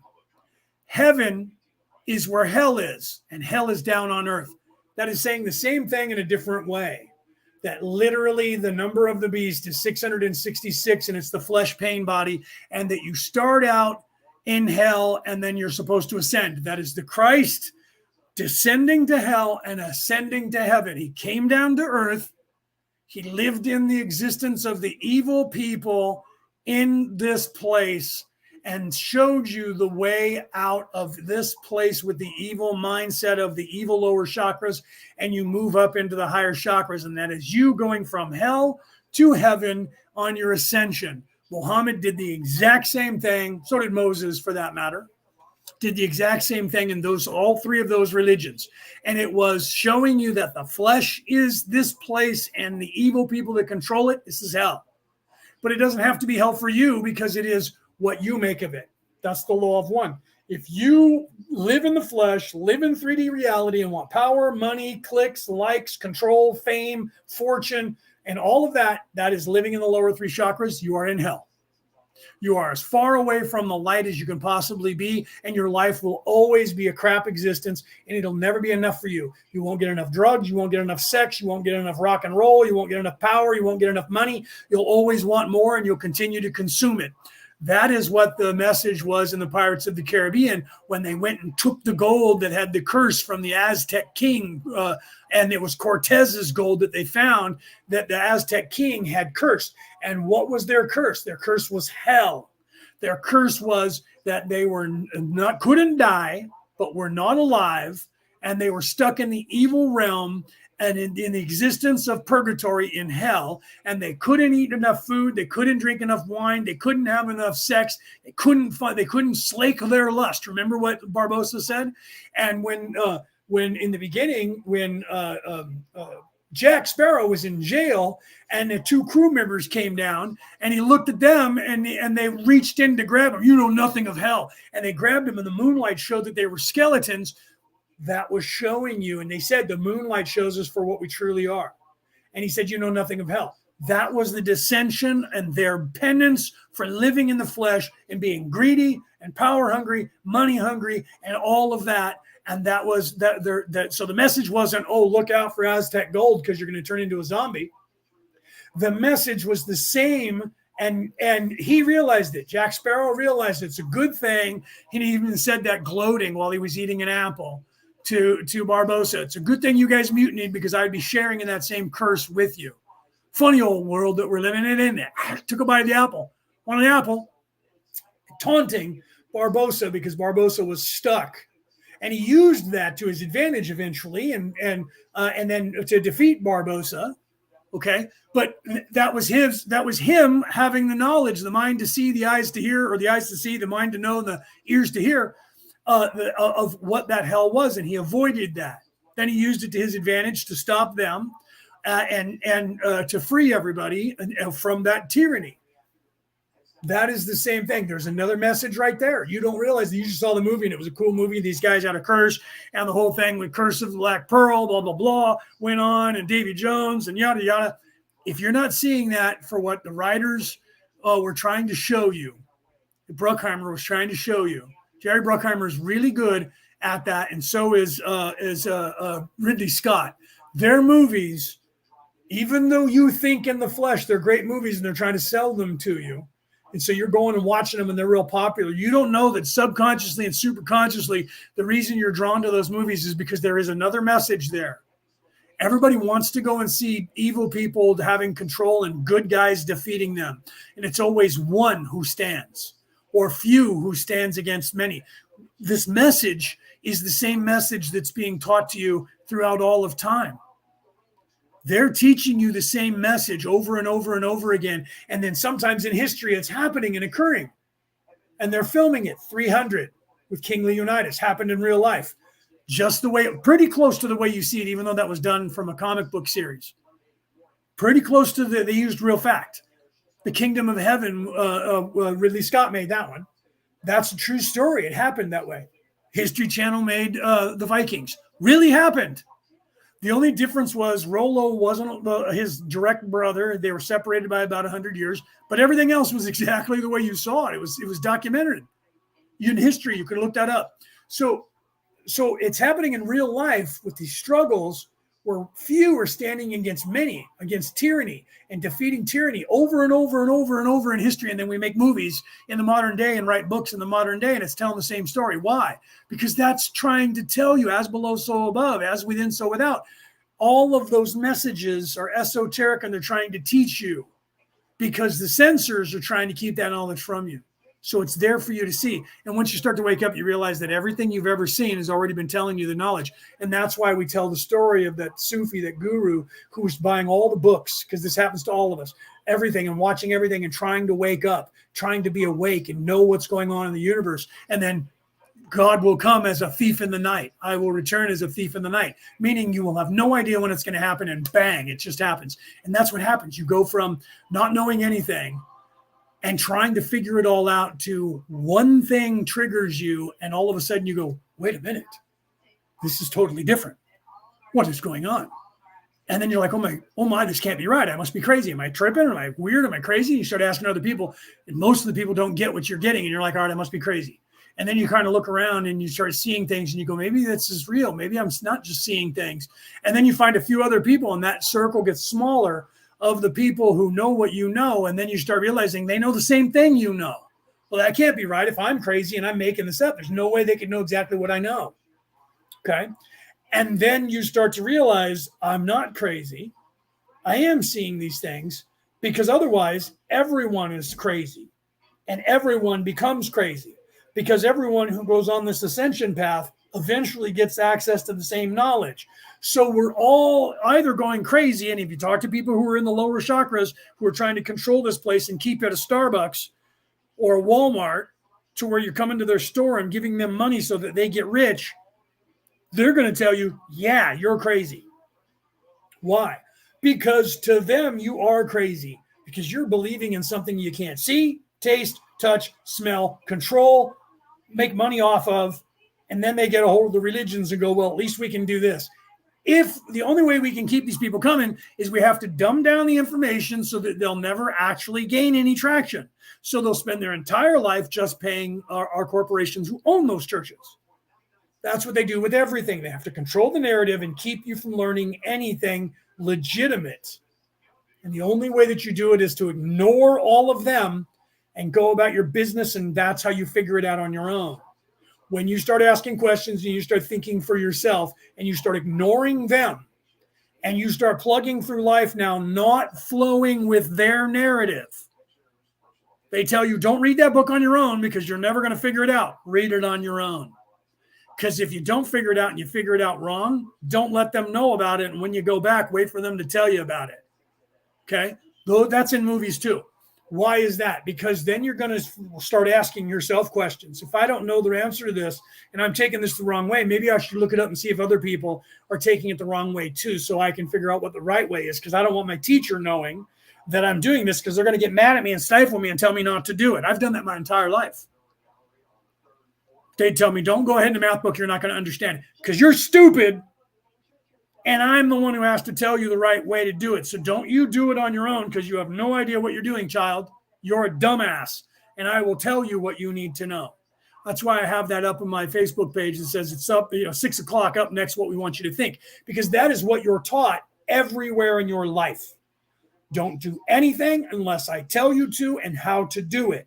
Don't eat until I tell you what to eat. Don't wear any clothes until I tell you which ones. Don't read a book until I tell you how to do it, and then we'll read it together so that I can spoon feed you what I want you to know. In my mind, that meant that they were trying to hide something from me, and it should be in your mind always. As soon as someone tries to tell you, don't go and do that on your own, you need to look into that. But you also have to be careful because they might be trying to help you to not get yourself into trouble or get hurt. So you have to take under their advisement and then go, all right, why are they telling me that? Are they telling me that because it's dangerous? All right, I'll keep that in mind that it might be dangerous to my health and my well-being or something. So I'll kind of go with kid gloves. Don't go rushing out there into something, because then you do get into trouble. I've been teaching that for years and years and years. Almost 40 years now I've been teaching that. Not a joke. So sometimes we'll say, be careful and don't do that on your own, but we will not discourage you from reading anything or learning anything on your own. It's just when you go, I need to tell the world, we go, slow down, because you're going to become a target and you don't want to just jump out there and have people attack you without having the wherewithal to defend yourself. But see, there's a difference between me saying, don't read that, don't learn that on your own, and okay, now that you're learning stuff, don't be crazy and jump out there because you will get attacked. And you don't have to believe me then. Go and do it. And when you get attacked, you're going to go, wow, okay. So then I got attacked. So now what do I do? Then you come back to the guys like myself, or girls or women like myself, and we'll go, okay, good thing you didn't get killed over it, or you didn't get deplatformed off all the platforms, or even if you do temporarily, whatever, we'll be like, here's how you fix it. And this is what you got to do to get around the censors to be able to tell people knowledge. Okay. All right, so let's continue. I apologize to anybody who got mad because you're like, hey, what does this have to do with Law 1? It's actually what we're talking about right now. So let me get back on track. Black holes, white holes. Black holes are returning to the creation. White holes are a creation happening. And that is the same narrative as the yin and the yang, the same narrative of everyone. And the censorship of that knowledge is what the Orion Crusaders have done since they got here. You know them probably as the Illuminati or the Anunnaki. And that is what they're currently doing to you, is keeping you away. And now let's get back to when I was talking about the hybrid. That is exactly what they're doing with the hybrid, is they're taking away the power to charge your own car from the new cars right out of the engine. They're just not installing that mechanism that helps you charge that engine so that you have to go and plug in, because they're getting you used to that idea. Controlling the narrative without your knowledge of that. And if you don't have any knowledge of the internal combustion engine and how it works, or anything with converters, power converters, and how that works, you're just going to buy a brand new hybrid that's a plug-in gas hybrid. So you have to go and put gas in it, and you have to plug it in to charge it. When every time you're driving that car with the gasoline engine, it should be charging your bank of batteries, because for the first 40 years, that's how it worked in hybrids. But now they don't want you to have that. Why? Because they're getting you used to plugging it in and paying for it. And they need you out there plugging it in and paying for it so that they can create the industry that they need going forward to get rid of the internal combustion engine. But we don't need the power source to plug into the cars, because the internal combustion engine will, in fact, charge those engines whenever it's needed. They already do that when you're sitting at a stoplight, you pull up and you're driving, and the car turns off, and you sit there running on the electric. And then when you step on the gas, the car goes, vroom, I hear them starting next to me. And they start up and you start driving again.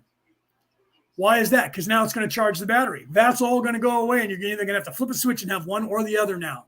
And both are going to be externally paid for by the same people that are transitioning you. The same guy who owns the gasoline company is the same guy that's going to own that electric plug-in. And they're going to start putting them in, like Chevron's going to have their version, and everyone's going to have it. It's going to be the same corporations that own it. Or they're going to hide the fact, and they're going to have one company do it in different places demographically. They're going to have companies pop up. Look at the parent company who owns that company. You're going to see it's like BlackRock and these other companies that own all that. And they're the ones that are starting all that. Same ones own both sides, just like your political parties in your country. Whoever the money is that you think is your friend are the exact same people behind those people that are paying the people who you think is the opposition. Same money, no difference. Okay, even when you have the politicians going, that's George Soros's people. George Soros is paying his people. The money that one's getting is the same money that's coming from the same person that's above George Soros that you don't know about until you look them up. Okay? That's where the money's coming from. Why do you think that they spend so much money on shit? Right? I'm going to spend $100 million to get this person elected. Why is that so important to where they'd be willing to pay out $100 million just for advertisement for that one person? Think about that.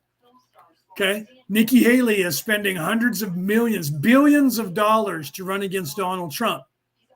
Anyone that knows anything about politics in this country knows that come next month, the Republicans are going to nominate Donald Trump.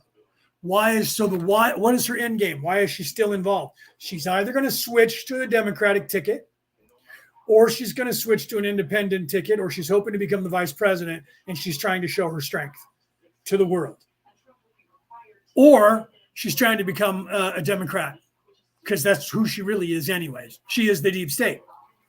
So either they're hoping that the people will put Trump in jail, and then she'll be the only one left, and then all the Republicans will get behind her, which is the deep state.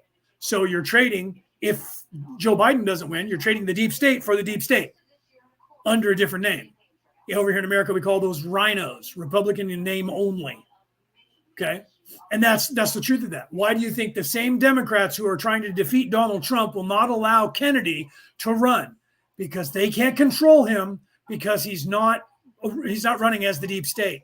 He's running as an independent, even though he was running on the Democratic ticket. They are trying to stifle him. He could beat Donald Trump as a Democrat. Why are they not embracing him? Because his ideas are not in line with theirs. Even though he could beat Donald Trump if the Democrats got behind him. They can't control him, and he's not ultra left enough with his progressive ideology. He's more centrist.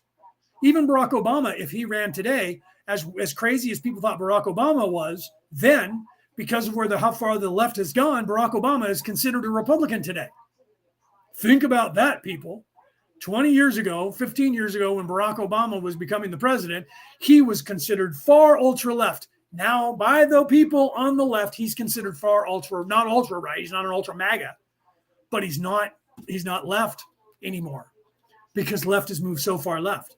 So Kennedy, who would have been the perfect candidate to defeat Donald Trump, he's too much for the people right now, and they don't want that. They want totalitarianism and total control.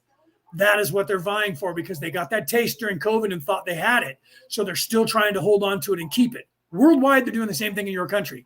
They got control that they're not willing to give up now, and they'll do anything to keep it. They're desperate. And if you guys vote them out, then they lose that control. So they're trying to prop up whoever it is on the other side. Same thing happened in England when the what's his name, the blonde-haired guy with the messed up hair, he was elected by the people that were conservatives to defeat the progressives. And right after he got into office, his true colors came out, and they realized he was a progressive, and they had to get rid of him and get somebody else. Same thing happened to you guys in Ireland with that woman. She got into office, and everybody thought she was a conservative. Turned out she was lying and hiding as a conservative, like Nikki Haley is over here, lying and hiding and saying she was a conservative, when the truth was she was an ultra leftist progressive. And now you guys in Ireland are like, crap, we voted her in, and now she's destroying the country. Welcome to everyone else's plight around the world. That's what they're doing. So you have to really pay attention to these people and realize that most of them on both sides are the same people being paid by the same people, pretending to be the opposite so that you keep voting and having someone to fight for. And that is the demographic of division that they're doing with everything, and without your knowledge and not giving you any knowledge. And let's continue with Raw now, and you'll see how all of this plays into this. The third to the color yellow, and so on through the densities corresponding to the colors in perhaps a way so that the basic vibration that forms the photon that forms the core of all atomic particles would have a relationship to that color in the density end, and that vibration would step up for second, third, and fourth density corresponding to the increase in the vibration of the colors. Is this in any way correct? Ra, I am Ra. Mostly. This is more correct than you have stated. Yeah. Firstly, you are correct in positing a quantum, if you will, as the nature of each density, and further correct in assuming that these quanta may be seen to be of vibratory natures corresponding to color as you grasp this word. However, it is also true, as you have suspected but not asked, that each density is of the metaphysical characteristic complex of its ray. Thus in first density the red ray is the foundation for all that is to come. In second density the orange ray is that of movement and growth of the individual, this ray striving towards the yellow ray of self-conscious manifestations of a social nature as well as individual, third density being the equivalent, and so forth, each density being primarily its ray. I think therefore I am, yellow ray, place of doing. That's where we are here. Let's continue. Plus the attractions of the following ray pulling it forward in evolution and to some extent coloring or shading the chief color of that density. 30.4 Questioner. Then the bodily energy centers for an individual would be, assuming that the individual evolves in a straight line from first through to eighth density, would each of these energy centers, or chakras be activated to completion if everything worked as it should? Chakras, but the computer said chakras. Let's continue. Would each be activated to completion and greatest intensity by the end of the experience in each density? Ra. I am Ra. Hypothetically speaking, this is correct. How? I'm like, kind of, but there is a however. However, the fully activated being is rare. Much emphasis is laid upon the harmonies and balances of individuals. It is necessary for graduation across densities for the primary energy centers to be functioning in such a way as to communicate with intelligent infinity and to appreciate and bask in this light in all of its purity. However, to fully activate each energy center is the mastery of few, for each center has a variable speed of rotation or activity. The important observation to be made once all necessary centers are activated to the minimal necessary degree is the harmony and balance between these energy centers. Yeah, I want to stop there because he literally said they have their own energy and they all spin at their own rate of speed. They resonate. Now, I bring that up. Why? Or I highlight that. Why? Because if you go back to the Greeks for 5,000 years ago, 4,000 or 5,000 years ago, and coming forward to the Greek knowledge and the Egyptian knowledge, they actually called the chakras, which is an Eastern philosophical word, Hindu word, that means energy wheel. They considered it an energy wheel. So how is it without technology, without our science that we currently have today in our computers, how is it that these ancient people who in most people's minds were wearing animal skins and running around half naked, how is it that these people already knew an information 5,000 years ago, 10,000 years ago, 75,000 years ago, hundreds of thousands of years ago, and then all of a sudden we didn't have that information anymore on this earth? When did that happen? That happened when they burned Alexandria, when they changed the narrative, and then going forward to the Renaissance when they were burning all books, all tomes, all information in history. Why? Great Reset. They were limiting everyone's access and knowledge on purpose to the entire world. And the only information that we have currently on this planet and all of the history that we currently have and all the scrolls we currently have are only here because few people, few men and women stole them, hid them, buried them, copied them, skirted them off behind and underground and in dark caves and behind the scenes, behind closed doors, and wrote them and copied them and manufactured more and more of them and sent them out and repopulated the earth with them. There is not a single piece of history that is there on this earth for you to find that, if you look at where its origin comes from, is not originated in a place and time when people died for that secret and we found it or it came to light because of them. Everything that happened from then till now was invented. All of history, every history for every country around the world that we currently know of their existence, that archaeologists didn't go and dig up and find and go, well, these people, and we found this writing, and we found all of that was already eradicated and buried by someone on purpose. Someone killed them and buried them. And then we found them 1,000 years later and unburied them and started interpreting what they said. Why? was that done? How was that done? When was that done? And by whom was that done?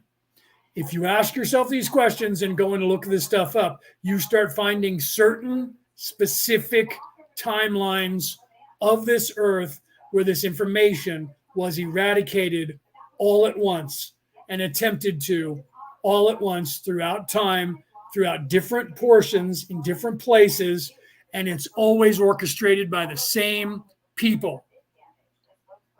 And the only reason we have any of it is because many Bothans died to bring us this information. Do you understand that reference? It's a reference to Star Wars Episode 4, A New Hope, and Star Wars, the movie that told the story of those Bothan spies, which was Rogue Squadron. Rogue Squadron, that movie was written about the Bothan spies who died during the Episode 4, A New Hope, which is called Star Wars originally. That movie tells of these people who died to bring the plans to defeat the Death Star. The movie Rogue Squadron was the telling of that story of what happened to those people and how they got the information to Luke Skywalker so that he could go and blow up the Death Star. That is exactly what has happened on this earth over and over and over again. And we tell you that story. If you watch the 3-year TV series of Battlestar Galactica, same thing happened in that. Ancient information was stifled, went out of existence, was buried, hidden, and the knowledge was not there, but it was there. And they had these old dusty Bibles and tomes, and they had these old legends, and they were following those. And some of them were thinking this is not real, but it's giving people hope. Get it? A new hope. Same storyline. Giving people hope and giving them something to look forward to. And then as they go, more and more information starts saying, maybe these people really existed.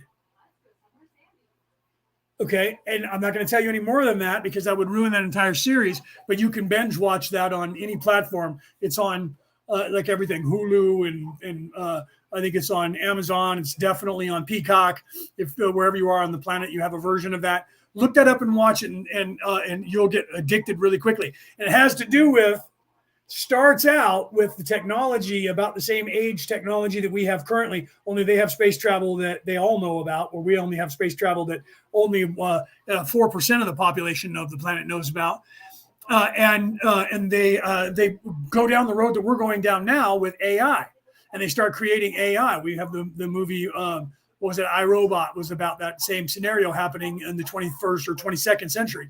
And if we keep going the way we're going, this is what's going to happen. The Skynet in the movies with Arnold Schwarzenegger, where back in the 80s going into the 2000s, where they made all the Terminator movies, is the same storyline. All of these are warning about this idea of AI and getting too caught up in AI. And then you have these stories that happened long before that were giving you the same information, the same scenario from Philip K. Dick and from all these guys in history, Tolkien.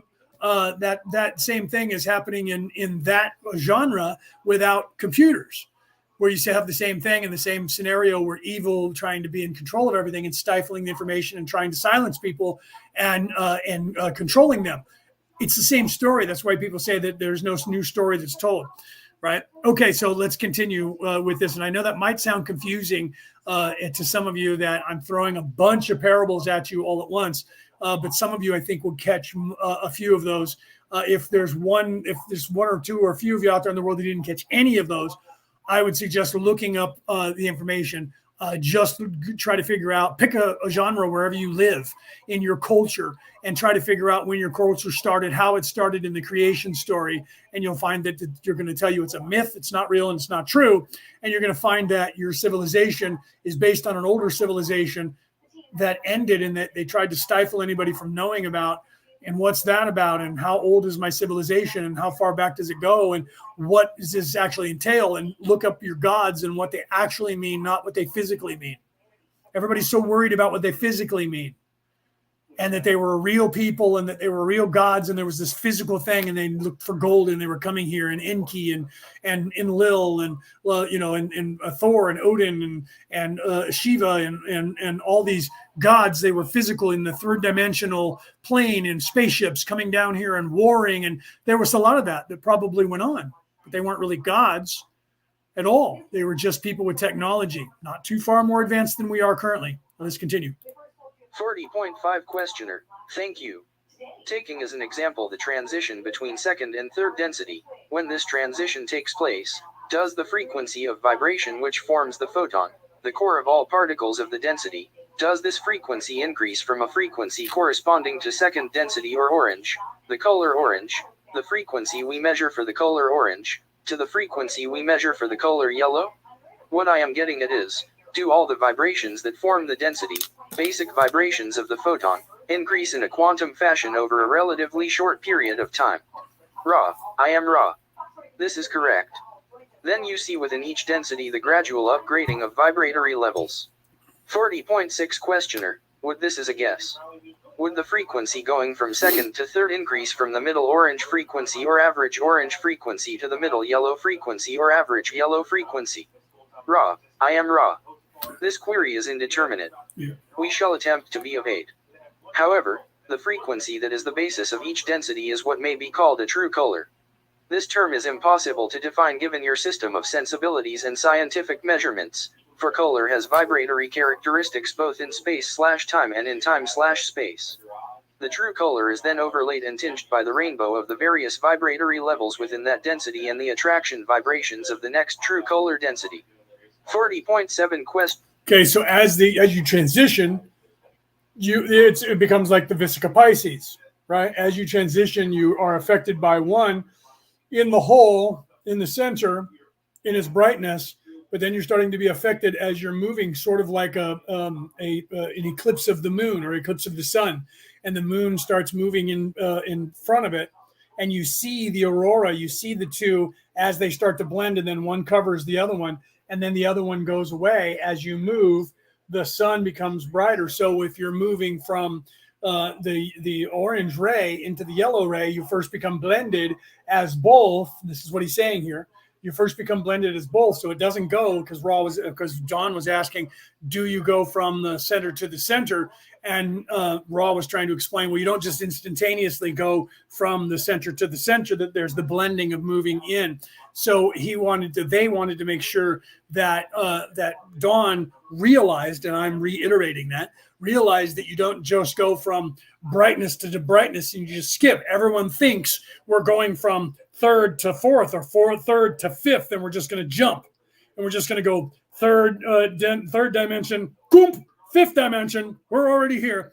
That doesn't happen. You have to move from one to the other and blend the two together, and then become all this and no longer that. And there's still some residual. You always have everything, because you're supposed to try and balance the all. Okay. And then when you go from the into the yellow, and then you're going to go into the green, the same thing happens. They're both blended and they become sort of blue. Yellow and green makes blue. So you heard Ross say this, and I forgot to point that out last week, where Ross says you then move into the indigo ray and gain that knowledge, and both do that. Why? Because yellow and green make blue. Okay. So yellow and green make blue. So what happens is you get that blending, and both people get knowledge. Evil people get knowledge, which is in the indigo ray, but they don't get all of the knowledge that you get from the indigo and then going into the violet.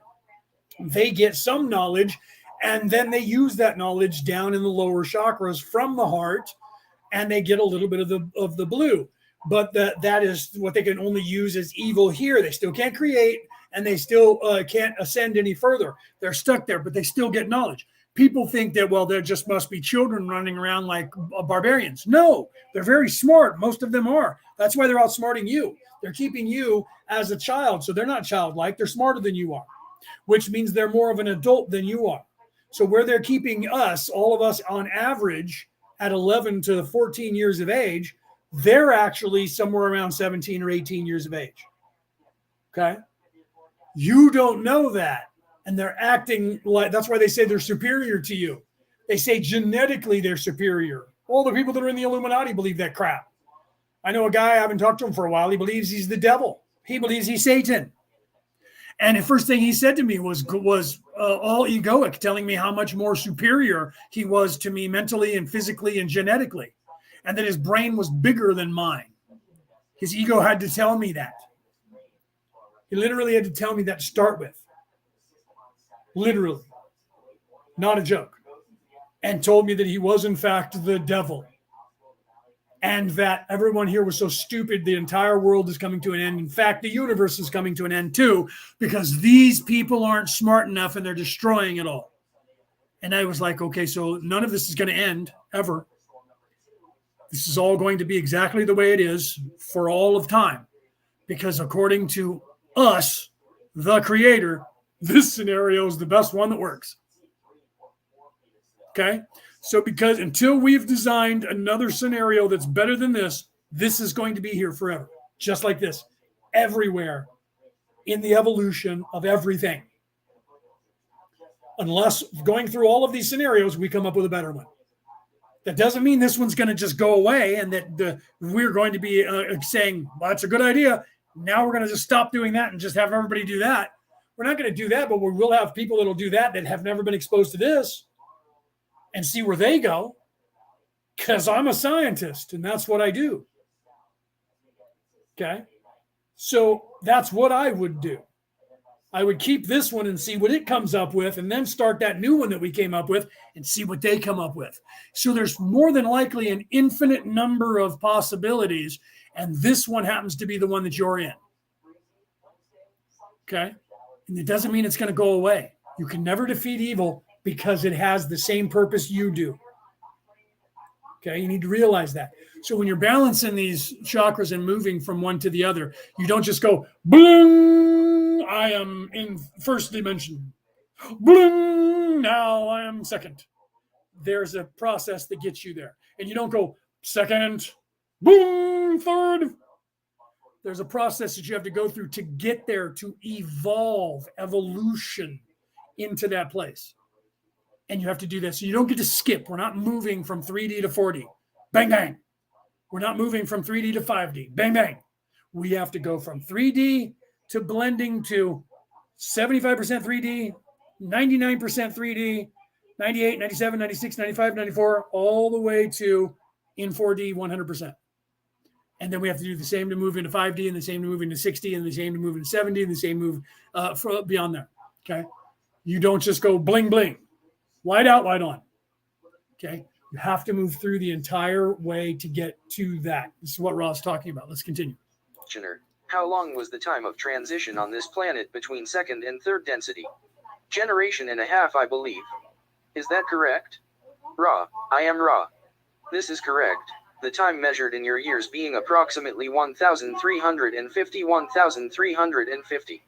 40.8 Questioner, then what will be the time of transition on this planet from third to fourth density? Ra, I am Ra. This is difficult to estimate due to the uncharacteristic anomalies of this transition. There are at this space/time nexus beings incarnate which have begun fourth density work. However, the third density climate of planetary consciousness is retarding the process. At this particular nexus, the possibility/probability vortices indicate somewhere between 100 and 700 of your years as transition period. Okay, so 1981, those numbers applied. So everyone's like, we're popping right into 4D right now. We're only 40 years past 1981. 43 years from 1981. In fact, 42 years, 11 months, because this was March 1981. So literally, at that time, which is not accurate to this time now, but at that time, 100 to 700 years before this entire species would transition fully into fourth dimension. 100 to 700 more years. Now, we have been working since then to change that narrative to speed up the process. We are 40 years past that in the evolution of the people of this earth. So we believe that it is no longer 100 to 700 years. I'm currently being told 75 to 125 years. So we've made progress in 40 years, not just 40 years, 100 to 700. We've diminished that number between 75 and 125. They're saying 136.7. Thank you. 137 max. But if things continue going the way they're going, that was 40 years and we condensed it to that number. If things are exponentially continuing the way they are now, by 2032, that could diminish again to another 20 years. Not just take a 20 years off, but it could diminish down to this 100 to 700 years, 40 years ago, to now, to only 10 years from now. And I'm saying 100 to 137 years, 75 to 137. That could diminish to 20 years or less if we continue going the way we're going. That's why they're fighting so hard to retard everything currently. This is why they're fighting so hard to gain control right now that you don't know about, that has to do with the temporal war. This is why they're trying to lock down the earth and eradicate any knowledge and anybody's words coming to you about this, because they realize how much advancement we have made in 40 years on this earth. Exponentially, it has been changed due to the technology that they have implemented, that they're trying to use to control the world with. Again, they're trying to force something to be in their control, and it's popping out and they can't control it because it is supposed to be a balance. They can't change the laws of the universe. So they're trying to hold on to it. So they have to either destroy most of the population of this earth to shut everybody up and start a reset. They've tried to take away all of the information off of the planet to create a reset. That didn't work. They've gone through several world wars in the last 1,000 years to decimate the planet over and over again.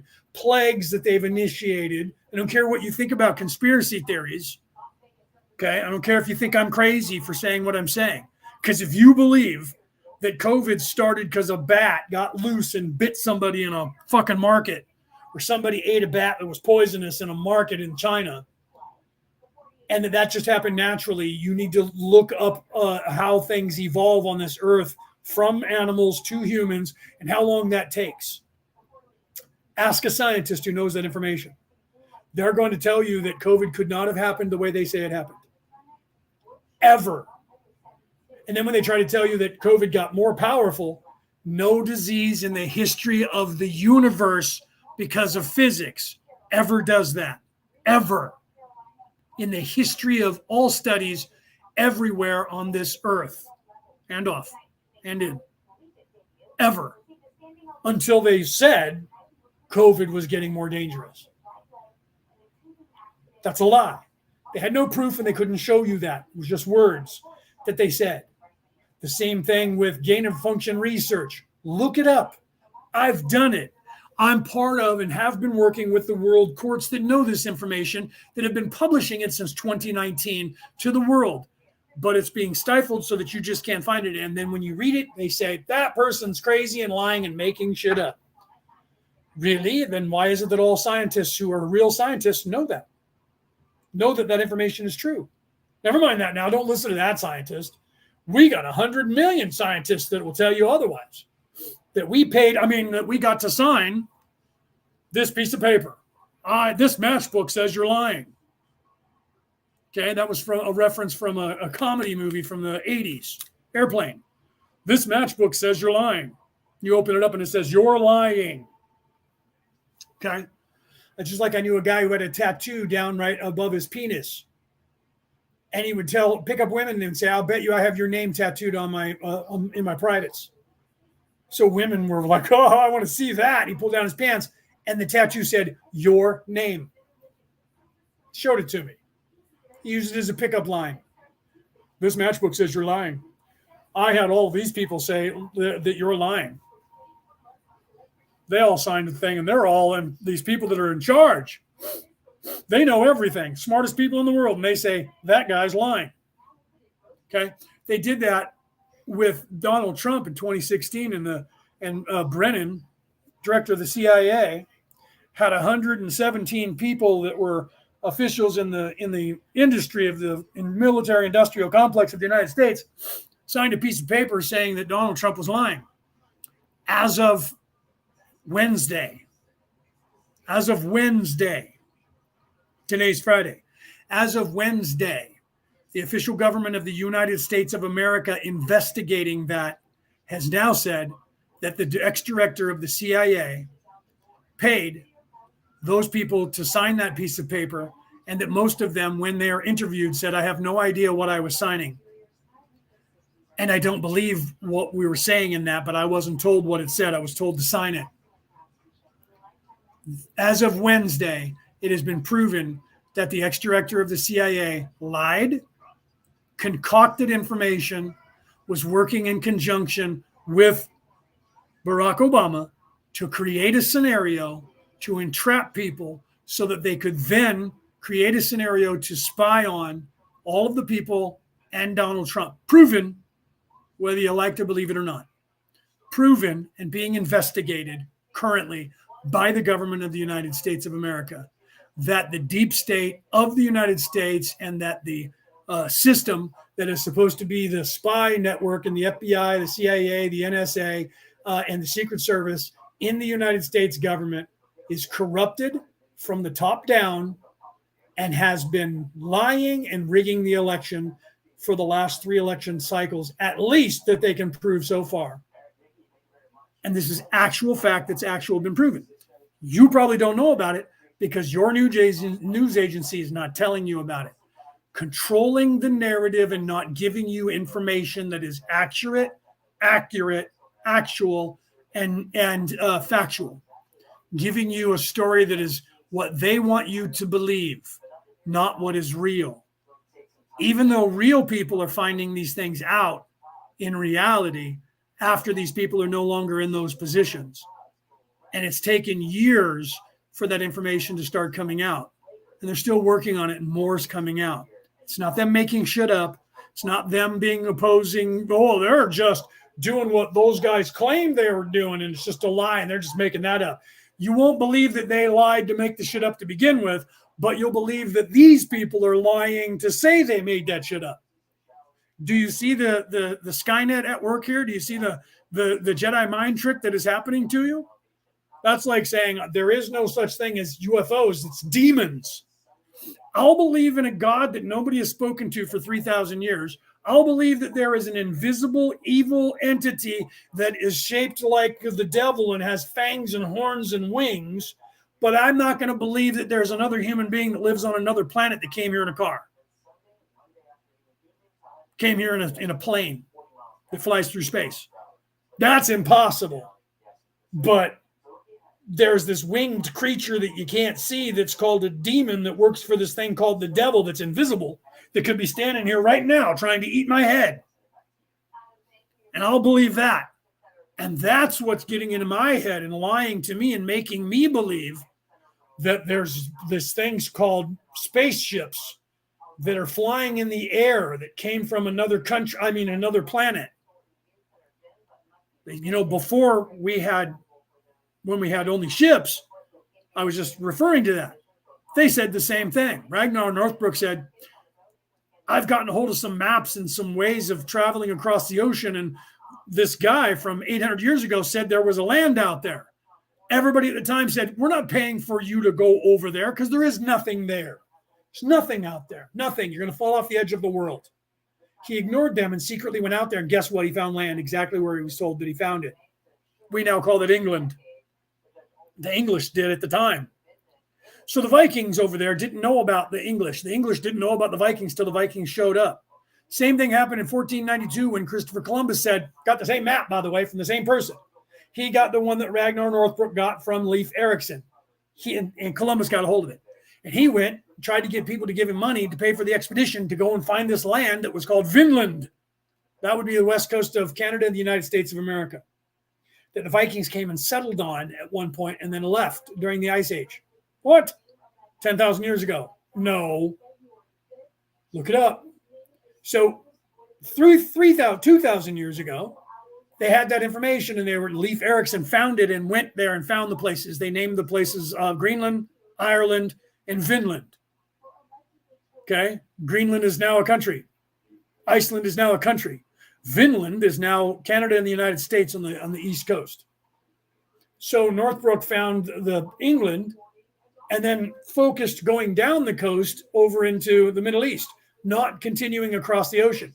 1492, Christopher Columbus got the same map from the same people, the same information, and decided to come looking, and he lied and said, I'm looking for a way to go to the west to get to the east, to get to China for trade routes. Oh, well, make money for us? You go ahead and do that. And so what if you die, right? They don't care. But then he knew that he was going to find this beautiful, lush land that the Vikings talked about. So he came here, and guess what? They've been raping this and sending the money back to all of this area, Canada, the United States, and the Bahamas, and the what they called the Spanish Main. The Spanish, the English, and the French have been raping this continent, North America and South America, and sending all the money back over there until they moved their operations over here into these countries for the last 800 years, almost 1,000 years. Okay. But it didn't exist. And they were going to fall off the edge of the earth, and only demons told you stories about a land far away across the ocean till they found it. My point here is aliens don't exist, and only demons are telling you about that because there is no other planet where people live on, and nobody can get here in a spaceship. Weird that we now have spaceships, and we're talking about colonizing Mars and a few other places. Another 100 years or so with our technology, and we'll be flying there and setting up camp. But according to the truth, they're already doing that. They already know that there's already planets out there, and they have since 1938. But you don't know about it because they're not letting you know the information. You still think the earth is flat. And they love the fact that there's this uptick of all you guys out there that are saying the earth is flat. Can't stand the idea of anything else. But the earth is flat, that's going to keep you from going down any road that's going to get you to ascension. Fall off the edge of the earth, man. No. At first, the water just flew off the edge of the earth until they said this thing called firmament. Now there's this ice wall. Somehow it's staying cold. And there's this ice wall that's impenetrable, and you can't go over and you can't go around, but nobody can ever see it because there's this magical entity called the firmament, which gets into your brain and makes you turn to the right. So you never see it, but you think you're going straight the whole time. And you're actually turning to the right, and you can't notice it because none of the compasses and none of the GPS signals and nothing in the world lets you know about it. But yet you can sail from one place to another on the earth. And if you put an overlay of the map of the earth, you can keep going to all those places and keep going. And you go over here, and then it starts over here and you come in. But wait, you can't bend that map down and have it be a globe because that's not what's happening to you. What's really happening to you is when you're going a straight line, you're actually going in a circle like this. And so you think you're going in a straight line and you're coming back around like this. So why is it that nobody gets out in the ocean and has this long nothingness that they go, oh, well, that's what happens when you go from across the Pacific or across the Atlantic. That's the firmament turning you. Weird that the tides don't even go along with that. Oh, wait, no. All of that is perception. So they have everything all figured out, but nobody can actually prove what they're saying. Because to prove what you were saying, you'd have to find the firmament and find the edge of the world. No one has ever been able to do that since the 1700s when one guy and his 150 men and the ship they were on were immune to the firmament, and they were able to go and find it. And then they were never able to return and show everybody that ever again. And no one in the history of the earth has ever been able to discover what that guy sailed and did. And him and his 150 sailors, for some reason, were all immune to the firmament, and they were able to continue going straight and ran into the ice, a big ice sheet. And then sailed for 75,000 miles one way and 75,000 miles back. Weird. Because that would take them about 20 years to do with no food and water. Somehow they did it. And they did that whole thing and came back and got back in less than 2 years to civilization. So there's a time warp too that sends you forward and backwards in time and lets you go through time and not age. So when you come back, you weren't gone that long, even though you went 7,000, 20,000, 100,000 miles and didn't have any food, nowhere to stop to get food while you were doing that, or water. Weird, because then once you got back and started coming to civilization, you had to pull into port everywhere and take on more rations and more food and more water to make it back home. So that stops at some point. You become immortal. That's kind of cool. Maybe we should all be living on the fringes then. hanging out in the water. We could all walk on water, be immortal, don't have to live, don't have to breathe, don't have to eat, don't have to ever get old, and we're just chilling. Is that heaven then? Never mind that now. Never mind that. That's not the agenda, what they were trying to tell you. Controlling the narrative. Let's continue. This cannot be accurate due to the volatility of your peoples at this space/time. 40.9 Questioner. Has the vibration of the basic, of the photon, of all our particles increased in frequency already? Ra. I am Ra. This is correct. It is this influence which has begun to cause thoughts to become things. As an example, you may observe the thoughts of anger becoming those cells of the physical bodily complex going out of control to become what you call the cancer. 40.10 Questioner. What? Assuming that we are... Okay, so you create your vibratory pattern that vibrates through your body. The food that you eat and the vibration of that food, the fuel that you give your cells, and what you, so the more you live in the flesh, the more you eat the foods they want you to eat, which is crap food, shit food, high in sugar, high in salt, low in protein, low in vitamins, that does damage to your body, keeps your body in a state of sickness. That creates more sickness within you, within your thinking, within your physical being, which gives you issues, which then creates and turns on that craziness that is cancer in your body. The fuel for that is crap food and high sugar. To get yourself in that state, you have to have too much salt, too much sugar in your diet at all times, not enough water, not enough vitamins, and you live that way. That controls your mind, your mindset, and then when you're in fear, that fear generates and resonates through your body, which also does damage to your cellular structure.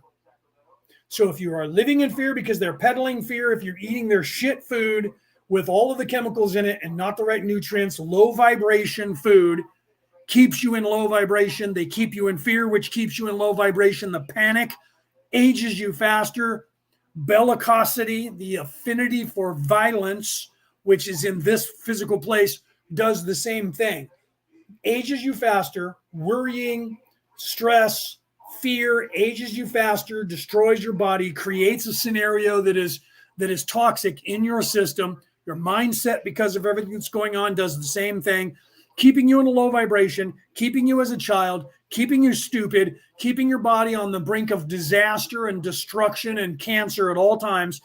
And then you wonder how you get cancer. And then you wonder why your body is aching. Then you wonder why it hurts. Then you wonder why you have inflammation. Everything that you're doing to yourself, if you do what they want you to do and buy their fast food, buy their processed food, watch their television, go to the places they want you to go to on the internet, listen to what they want you to listen to, see the movies they want you to see, and not think of anything outside of that box. Focus on likes, clicks, power, money, fame, control, Illuminati, things of the flesh, and all that other stuff is hocus pocus. That's what they were telling you in Star Wars with the Force, that it was an ancient, outdated practice that was crazy hokum, hocus pocus. That's what Han Solo said about it. Okay, until it wasn't. Didn't take long for you to realize that it was something in the movie, because the movie was trying to teach you Ascension. And all of those movies were telling you all that. A lot of people didn't like the movies if they read the books, because the books were even more so telling you what was going on in Ascension. I read the books. I wish they would have filmed the 3 books that were the solo story. They gave you a little bit of the first one in the backstory, but if you read the rest of them, there was a lot more that went on. And that's what happened to Han Solo between when he was first a boy in his teens till he met Luke, and that time when he left, and then he came back. Remember at the end of A New Hope, he leaves, or he shows up right there, but then he leaves again. He has to leave because of Jabba and all that. In that time period, so when you see the story, you realize that the reason that the Empire had a problem with the Resistance was because he helped create the Resistance. Unwittingly, because they went and got all this fuel and he ended up giving it to the Resistance. And they created the Resistance, which ended up 20 years later, Luke got involved in, and Leia. And then he got re-involved in the entire thing, the whole scenario of how Han Solo plays a part in all of that, in destiny and history, goes all the way through to the very last movie that they made. Okay. And you see that without Han Solo, none of that would have happened. Without any of those individual characters, none of it would have happened. But all of them had to play a part. That's the ecosystem that is all of this stuff. So the information, again, is this same information that's out there that they're trying to show you. And Ra's talking about that. So it's part of the transition, and all of that is the cyclical nature, and it's in every story. And it's there for you to see. And this is what Ra's talking about. It's in us as well as we're trying to evolve. So let's continue. Our vibration, I am assuming this vibration started increasing about between 20 and 30 years ago. Is this correct? Right. And so our entire, to get back on point, our entire structure of our civilization as a whole, our species, goes through this scenario over and over and over again. If you look throughout time, you see what's happening to us currently, only we have computers. That same thing happened all over the world at different times, where you had this great evil rise, try and take control of the entire planet, and a few small groups of people, pockets of people around the earth started defending against them, refused to be taken over by them, and eventually conquered and defeated them, and things died down for a while and went back to a normal keel, and then it started over again. Look at Leonidas with the 300. Look at King Arthur in Europe with the Woads, with the English, and Hadrian's Wall and the Romans. Look at Rome with the Romans. Look at Balian over in the Middle East during the Crusades. Same scenarios happening over and over again throughout time, in small pockets and in large pockets. And right now we have the same thing happening once again to this earth, with the same scenario one more time, just like it was 100 years ago, 1,000 years ago, 5,000 years ago. It's just happening again, and now it's happening on a large scale. Why? Because they're trying to stifle everything, like they tried to do with Julius Caesar when they tried to ban all books and burn all books back then. So we're looking at 2,000 years ago. They did it then, and they tried to stifle the world. Then in the 1500s with the Renaissance, they tried to do it again. Here we are, 2024, and they're trying to eradicate knowledge once again. It's the same scenario happening all over again. Okay. That's why they say the history, if you don't know history, you're bound to repeat it. History will repeat itself. If you watch the Battlestar Galactica, you start hearing them saying all of this has happened before and all of this will happen again. Why are they saying it that way? Because if they said history repeats itself, it wouldn't have gotten past the censors, and they would have had to change the lines. Maybe that's what happened. So they changed the lines so that it was a little bit obscure, but it means the same thing. All of this has happened before, and all of this will happen again. That is the cyclical nature of this dichotomy, the pendulum swinging back and forth between good and evil, masculine and feminine, and evil trying to rise up their ugly head. And the more they try, the more there's resistance. You hear that in the story of the Jedi. Whenever the Sith Lord arises, its counterpart on the other side also has to arise. When they're wise enough on both sides, they realize the same thing. If this Antichrist, supposedly by the Christians, pops up on this earth, there is going to be its opposite that will also pop up to defeat it, because it has to, because that is the balance of the universe. So the more control they try to clamp down on the internet, the world, stifling and killing off people to get rid of the information, to stifle the information, to fact check it and tell you I'm crazy, the more that people are going to be driven to want this information, because that's the cyclical nature of the universe. The harder they try, the harder they fall. That is the way it works. They don't know it, they hate it, and they try to avoid it, and they don't care as long as they keep power for a short time. What they're trying to do right now is hope that they can be involved in creating the new way of life so they can save themselves in 1% to still be in charge. That is what they're doing. That is all they're doing. They know that the change is coming. They know this way of life is ending. They know that we are going to move into a new existence with a new way of life. What they're hoping to do is somehow get into a place to where they're still in charge of it. Then they don't care what it does, because as long as they keep power, They don't care if we get rid of this entire scenario and start a new one. Because if they're still in charge of it, they're still doing the same thing they're doing now, just in a different way. That's why they'll embrace the idea, whatever the idea is. First, global fear of global cooling. Then one day later, they went from global cooling and an ice age to global warming and a flood, flooding the world because we're going to melt the ice caps. They don't give a crap. Same people are making sure that they're in charge of the oil industry until they can't use the oil industry, and then they're going to now be in charge of the electricity and the electric industry. Same people. Do you see how they're transitioning? They're moving themselves into a position of power and control, and they're selling it to you, making you think you're doing something to help the earth when all you're doing is trading one product for another, controlled by the same people, same status quo. That is why during the Revolution of the United States, when they were trying to sign the Declaration of Independence, and you see the movie The Patriot, when you see what's his name's character talking, and happened in real life, he said, "Why would I trade one tyrant 3,000 miles away for 3,000 tyrants 1 mile away?" He understood back in 1776 that they were not becoming free from tyranny.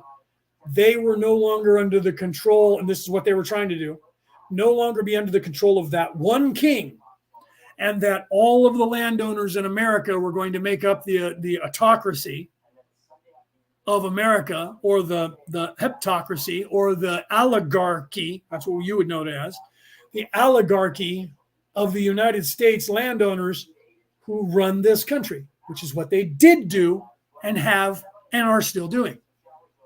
Okay.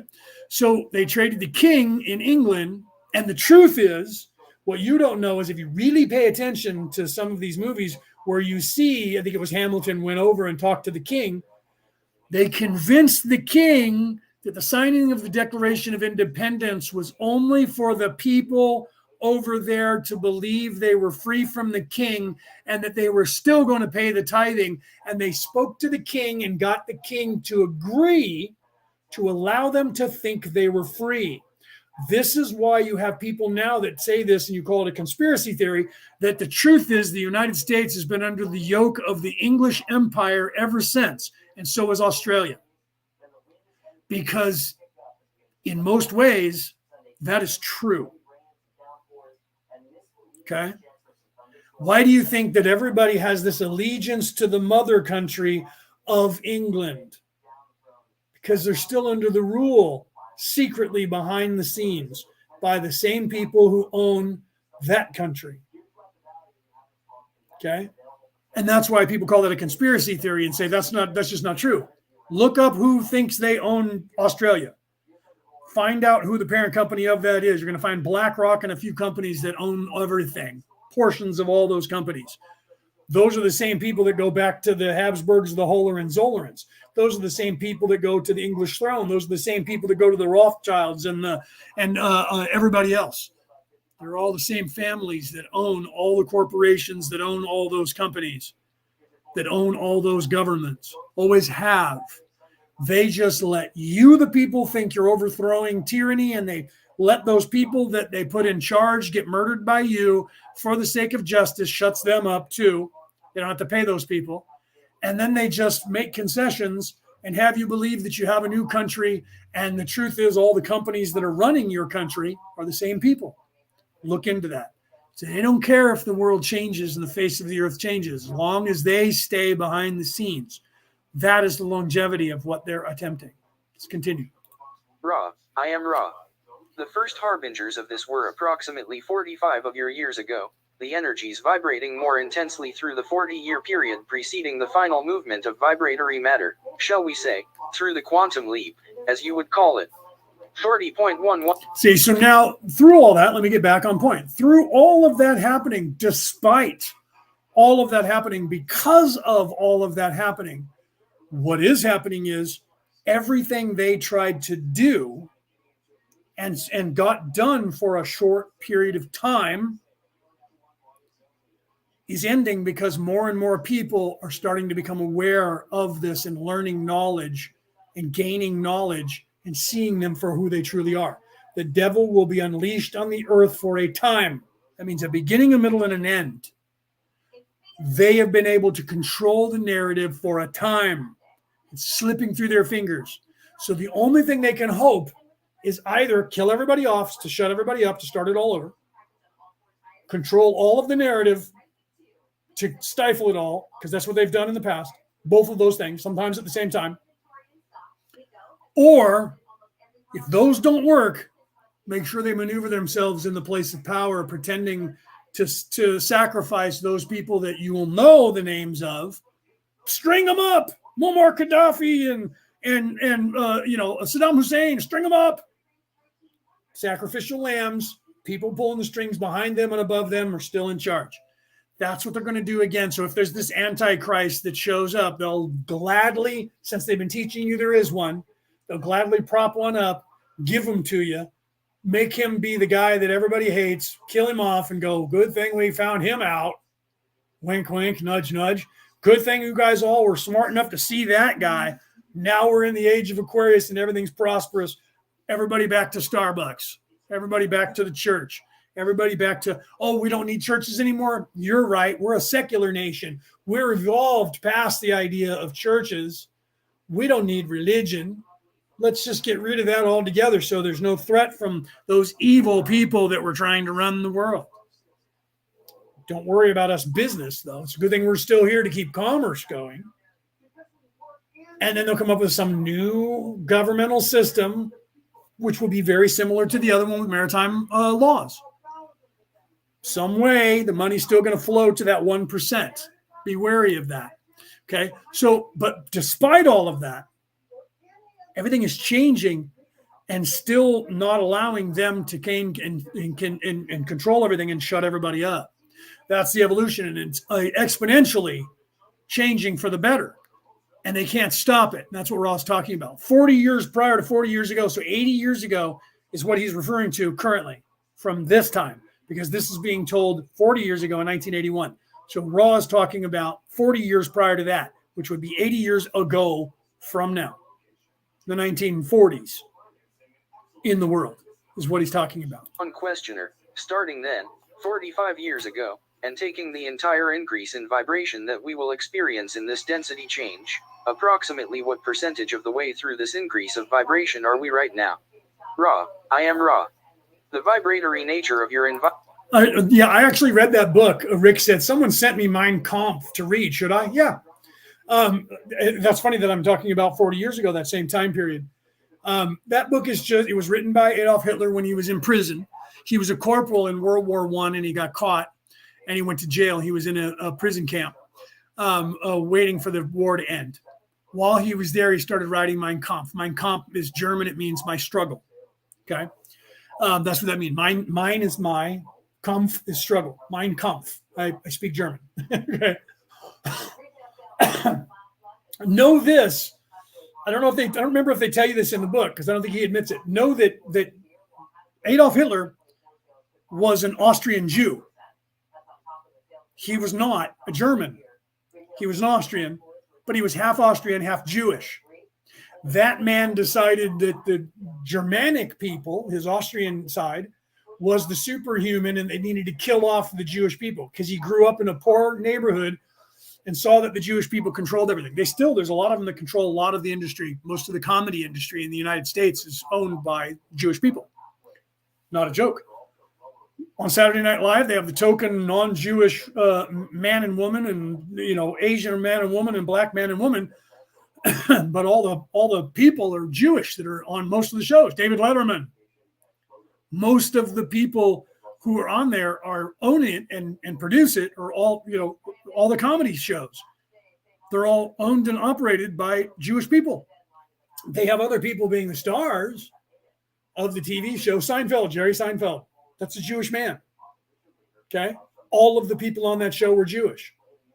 Everyone.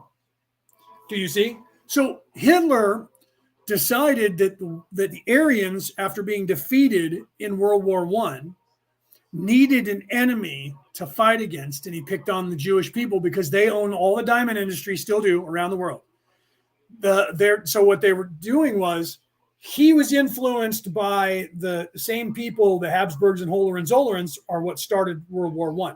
One cousin tried to kill the other, and that's what started World War I. Okay, that was the Habsburgs and the Hohenzollerns, which were middle-class German monarchs. They would be mad if they heard me say that. The Rothschilds are part of that family. The Rothschild means red shield, by the way. Okay, and they're part of that family. Those are the two eagles, one facing right and one facing left, that have been split. The American eagle and the German eagle are the two families. Okay, the American eagle is facing one direction, the German eagle is facing the other direction.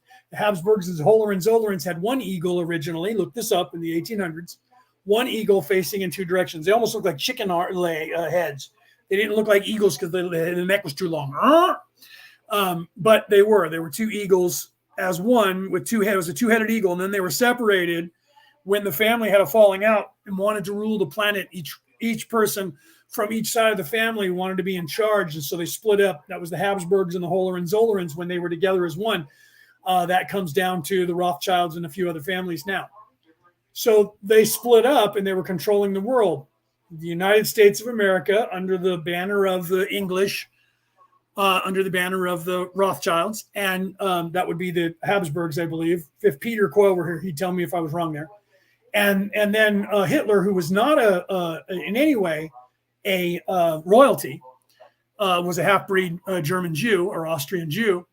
And his people, they realized that he was loyal to them after the war. Well, his book is written about his anger and hatred towards the Jews. So if you read Mein Kampf, it tells about his struggle, and then him deciding that the Jewish people needed to be annihilated because the German people needed an enemy to rise back up. And he used that to his advantage to gain power and get all of it turned Nazism into a cult, into a religion, to build up fervor, to strengthen the Germans back to power because they were diminished so much after the war by their cousins, who were the English and the American rule. You should know that going in, but you should read the book. It'll shed some light on Adolf Hitler. He wasn't as crazy as people think. That they make him out to be just this absolute lunatic. He was not. He actually understood what was going on around the world economically, and he used that to his advantage, knowing that if he could get a hold of the Jewish people and their money, that would be enough money to then try and conquer the world. So if you're going to read Mein Kampf, read about the Habsburgs and the Hohenzollerns, and then go backwards and read about Napoleon, because Napoleon was the monarch that united the Habsburgs and Hohenzollerns and then separated them because he tried to take over the world, and that's what separated the cousins. You should look into that. They did that in The Kingsman, the movies that they made that came out in the last 20 years. They made like 3 or 4 movies now, I think in the last 10 years. A couple of the movies were dealing with that actual scenario of showing you that all the monarchs of Russia, Germany, England, and the United States were all cousins. And literally one of the bad guys from Scotland was trying to get all the cousins to fight against each other so he could kill them all off because he was trying to take control.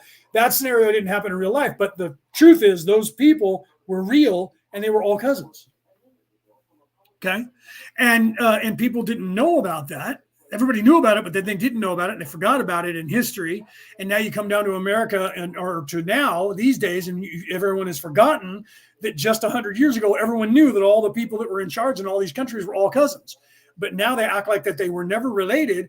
And then when some girl in the United States in 2016 or 2017 is trying to do, or 2014, 2015 is trying to do her DNA, and then looks at Barack Obama and discovers that all the American presidents were related to one another, this is a crazy idea to the world, and they think it's a conspiracy theory, but this girl was just some little girl.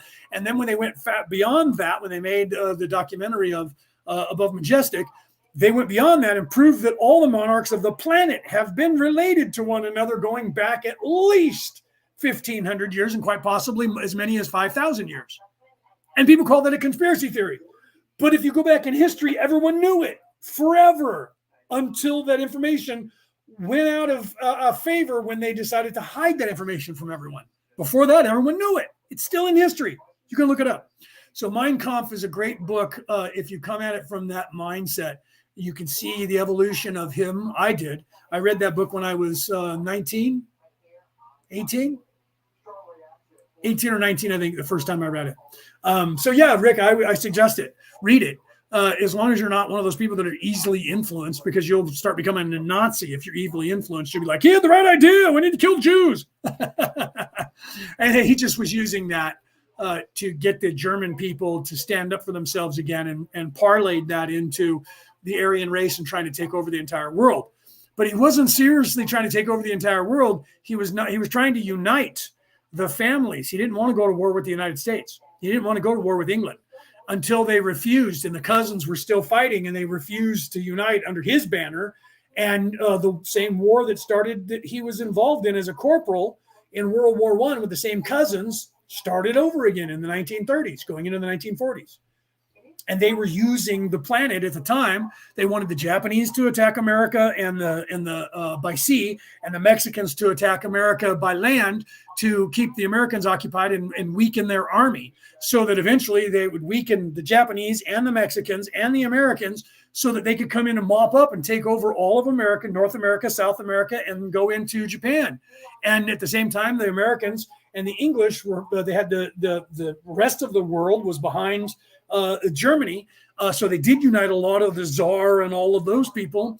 But the other half of the family that owned the other part of the world, that owned the Western Europe and the North American continent and part of the South American continent, they literally at that point were trying to get a hold of all of that. So that's the beginning of it in his planning. He doesn't say that right out, but when you read it, if you want to talk about it, you and I can talk about it. I suggest, yes, read it. It's a great story. Tells a lot of the economics that were going on at the time, the hatred towards the Jewish people and the power that they had in the world that was not part of the ruling class. Now they've integrated into the ruling class.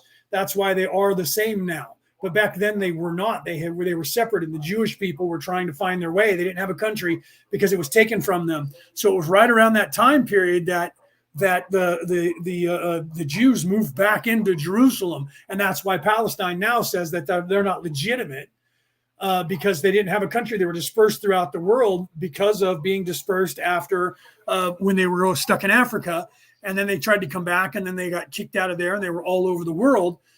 They were seizing power in money, banking, and diamonds, and all the precious jewels. And they were starting to infiltrate governments and taking over the world. So he saw that and used that to his advantage to gain control of their power. Think about what he did. He went into Africa where all the diamond mines are and all the oil is that was owned by all the Jewish people. So he literally used that, went there, took control of all their money, all of their wealth.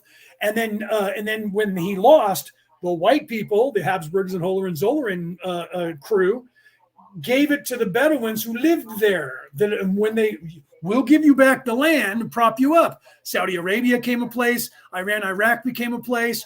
Egypt became a place. All of those countries became a country because of the Second World War. They were kind of there before, but they were all owned by Jewish people. You don't know that unless you look it up. The Nazis went in and took control of all of that because that was where all the money was, all the power, all the gasoline, the fuel, oil, all the diamonds, all the gems, precious gems, all of that was in Northern Africa, all the countries that the Romans had gone and taken control of. Why? Same reason. So the beginning of those, that mindset in him with the realization of how to conquer the world is spawned in that book. So you should read that and see where he starts onto that realization. And then he turned that and what he turned it into, and then go forward in time and see what happened globally because of what he wrote in that book and what he did because of the mindset that he had from that book. It's a really good look into the mind of someone who was realizing what was going on globally and utilizing that to his advantage. That's why a lot of people said he might be the Antichrist, because the Antichrist does exactly that same thing. I could be the Antichrist. I have actually more in common with the Antichrist than Adolf Hitler did. A lot more, actually. I've talked behind the scenes to some people about that. That literally I've had churches think I'm the Antichrist and came and questioned me to find out if I was. I'm not even kidding you. I'm not even kidding you. By the time I was 16, I had some people that are cult-like in the Catholic Church and the Christian Church and the Jewish Church concerned because I was checking off boxes as a possibility. I'm the right age. I'm possibly the right race, and I have many of the right markings. I have a scar on my forehead where I should have died when I was hit with a golf club, and I didn't die, and I miraculously survived that, which is listed. Not a joke. I have several times had injuries that should have killed me that I did not die from. I have tattoos that the Antichrist is supposed to have. I have the knowledge. I have the access. I could be the Antichrist, but I know that I'm not. But I have all the signs. So I've had people watching me and questioning me my entire life over whether I was. And then the deep state wanting to control me in case I am. Now, I'm not kidding you. I know that this sounds like I'm trying to say something that I'm really cool. But I've talked to people behind the scenes and given that information out. And I would tell anybody who wants to know, because I've had governments ask about it and come in and look at me and interview me and look at my DNA and everything. The only thing I don't check off is that all of them believe that the Antichrist is going to be of an Arab descent, and I'm not. That is the only reason why I'm probably already not on, fucking a place with a thing jacked into the back of my head. All right, let's continue. Environment is true color, green. This is at this time heavily overwoven with the orange ray of planetary consciousness. However, I just realized what Injetta said. She says, it's not you, Leo, it's me. She just said that. Oh my God, that's hilarious. And then she went like this, right? Yeah, no, I'm not that. I don't have that personality. I'm not here to do that. So, but the knowledge that I have and all of the markings, I could literally put myself into that role if I were evil, because I can prove the prophecy, other than I'm not actually Arab descent. But I can actually show that that's not an actual thing, that was somebody who wrote that was kind of misinformation. If I wanted to move into that position, it wouldn't be hard for me to do right now, because I know the same things that the Antichrist is supposed to know. I know the same people that he's supposed to know. I'm the right age. He and I are about the same age. I've studied this a lot since I was like 12. I'm not even kidding you. Crazily. Because I was trying to discover if I could see who the Antichrist was before anybody else. Right? Not even the true one. I have every box I can check off. If I wanted to become it right now, I could become it, and nobody could stop me because I check off every box. So anybody in history that would be going, okay, prove that you're the Antichrist. Tell me what you think the Antichrist should have. Tell me where's the tattoos? I'll show you. Scar on the forehead, everything, all of that, everything that has been described, I have lived through and done, and have the decoder ring and the T-shirt to prove it. So if I wanted to do it, but then again, anyone who has the knowledge that I have could do the same thing. This is why I say the people who are ascending will get access to a knowledge that they could take over the entire planet if they were evil. But they only get that knowledge because they're not evil and they won't do it. They don't seek power. They don't seek fame. They don't seek strife. They don't seek confrontation. They don't seek control. Therefore, they get access to a knowledge. And if you try to grab that and use it, your knowledge gets diminished and it goes away, and you only have access to a certain knowledge. Even with that knowledge, when you gain that, that's what Adolf Hitler did. So, Rick, when you get to that and you start reading it, that's what Adolf Hitler did. It was his realization, his awakening to the knowledge of what I need to do and how I can do it to take control of the earth. And he made it happen. He did it.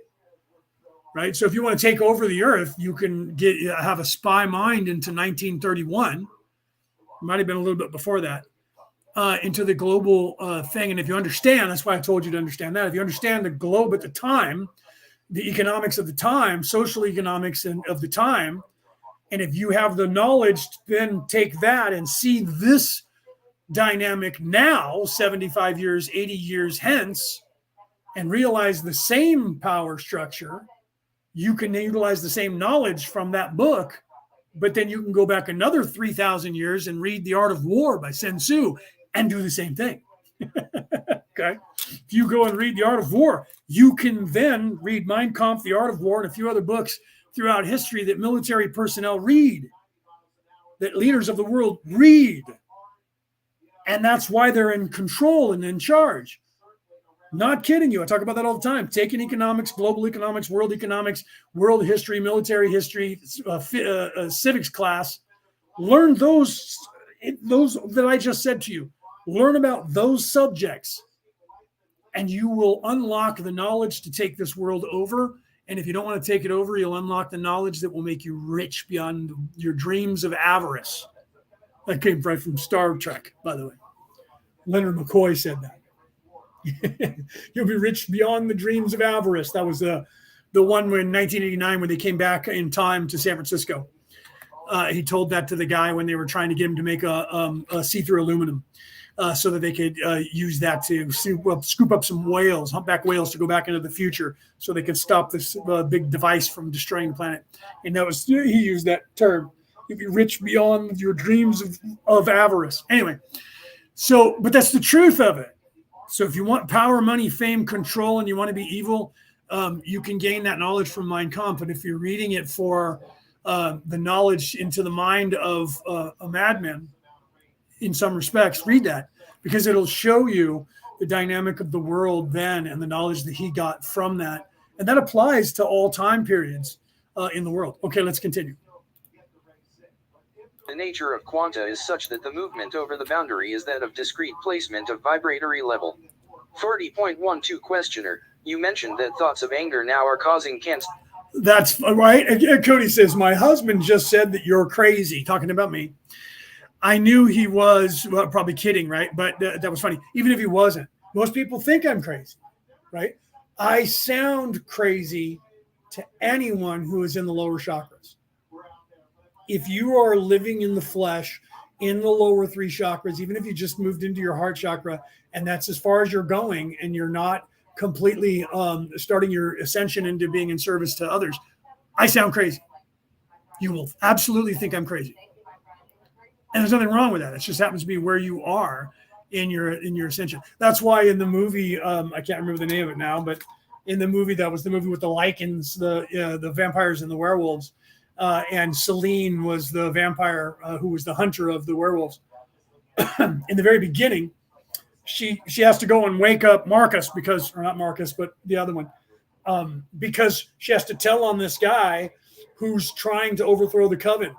And he says, Celine, you don't know what I know, and soon you're going to agree with me. And she was like, no way. And you think he's the devil and he's evil in that movie, and he's just taking over. And the truth is, he's actually one of the good guys, but you don't know that if you've never seen that movie.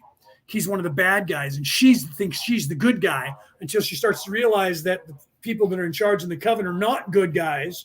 They're actually the bad guys. But you don't find that out until, I think, the second or third movie when you start to realize that fully. But by the end of the first movie, you start getting onto it. You start going, wait a minute, these people are not nice, the ones that are in charge. And she doesn't know this because they were when she was, and then she comes to find out how she was made and turned into a vampire. You should watch that scenario. Same scenario is there, that the controlling people have you convinced that they're good people and in charge until you realize that they're not. But it takes a while for you to figure that out. So you think I'm crazy is my point, until you don't.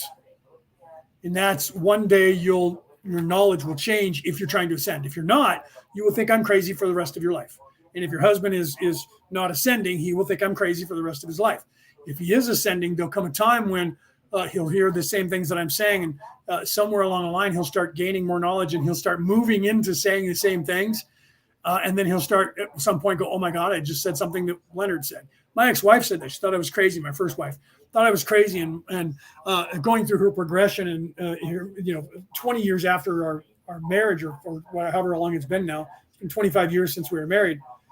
So about 5 years ago, so 20 years after we had stopped being married, she was still listening to me and talking to me and thought I was crazy. And then one day she was sitting, so 20 years later, she's sitting with her mom, and they're talking, and they both started saying about what's going on in the world. And she all of a sudden went, oh my God, we just said words that have come out of Leo's mouth.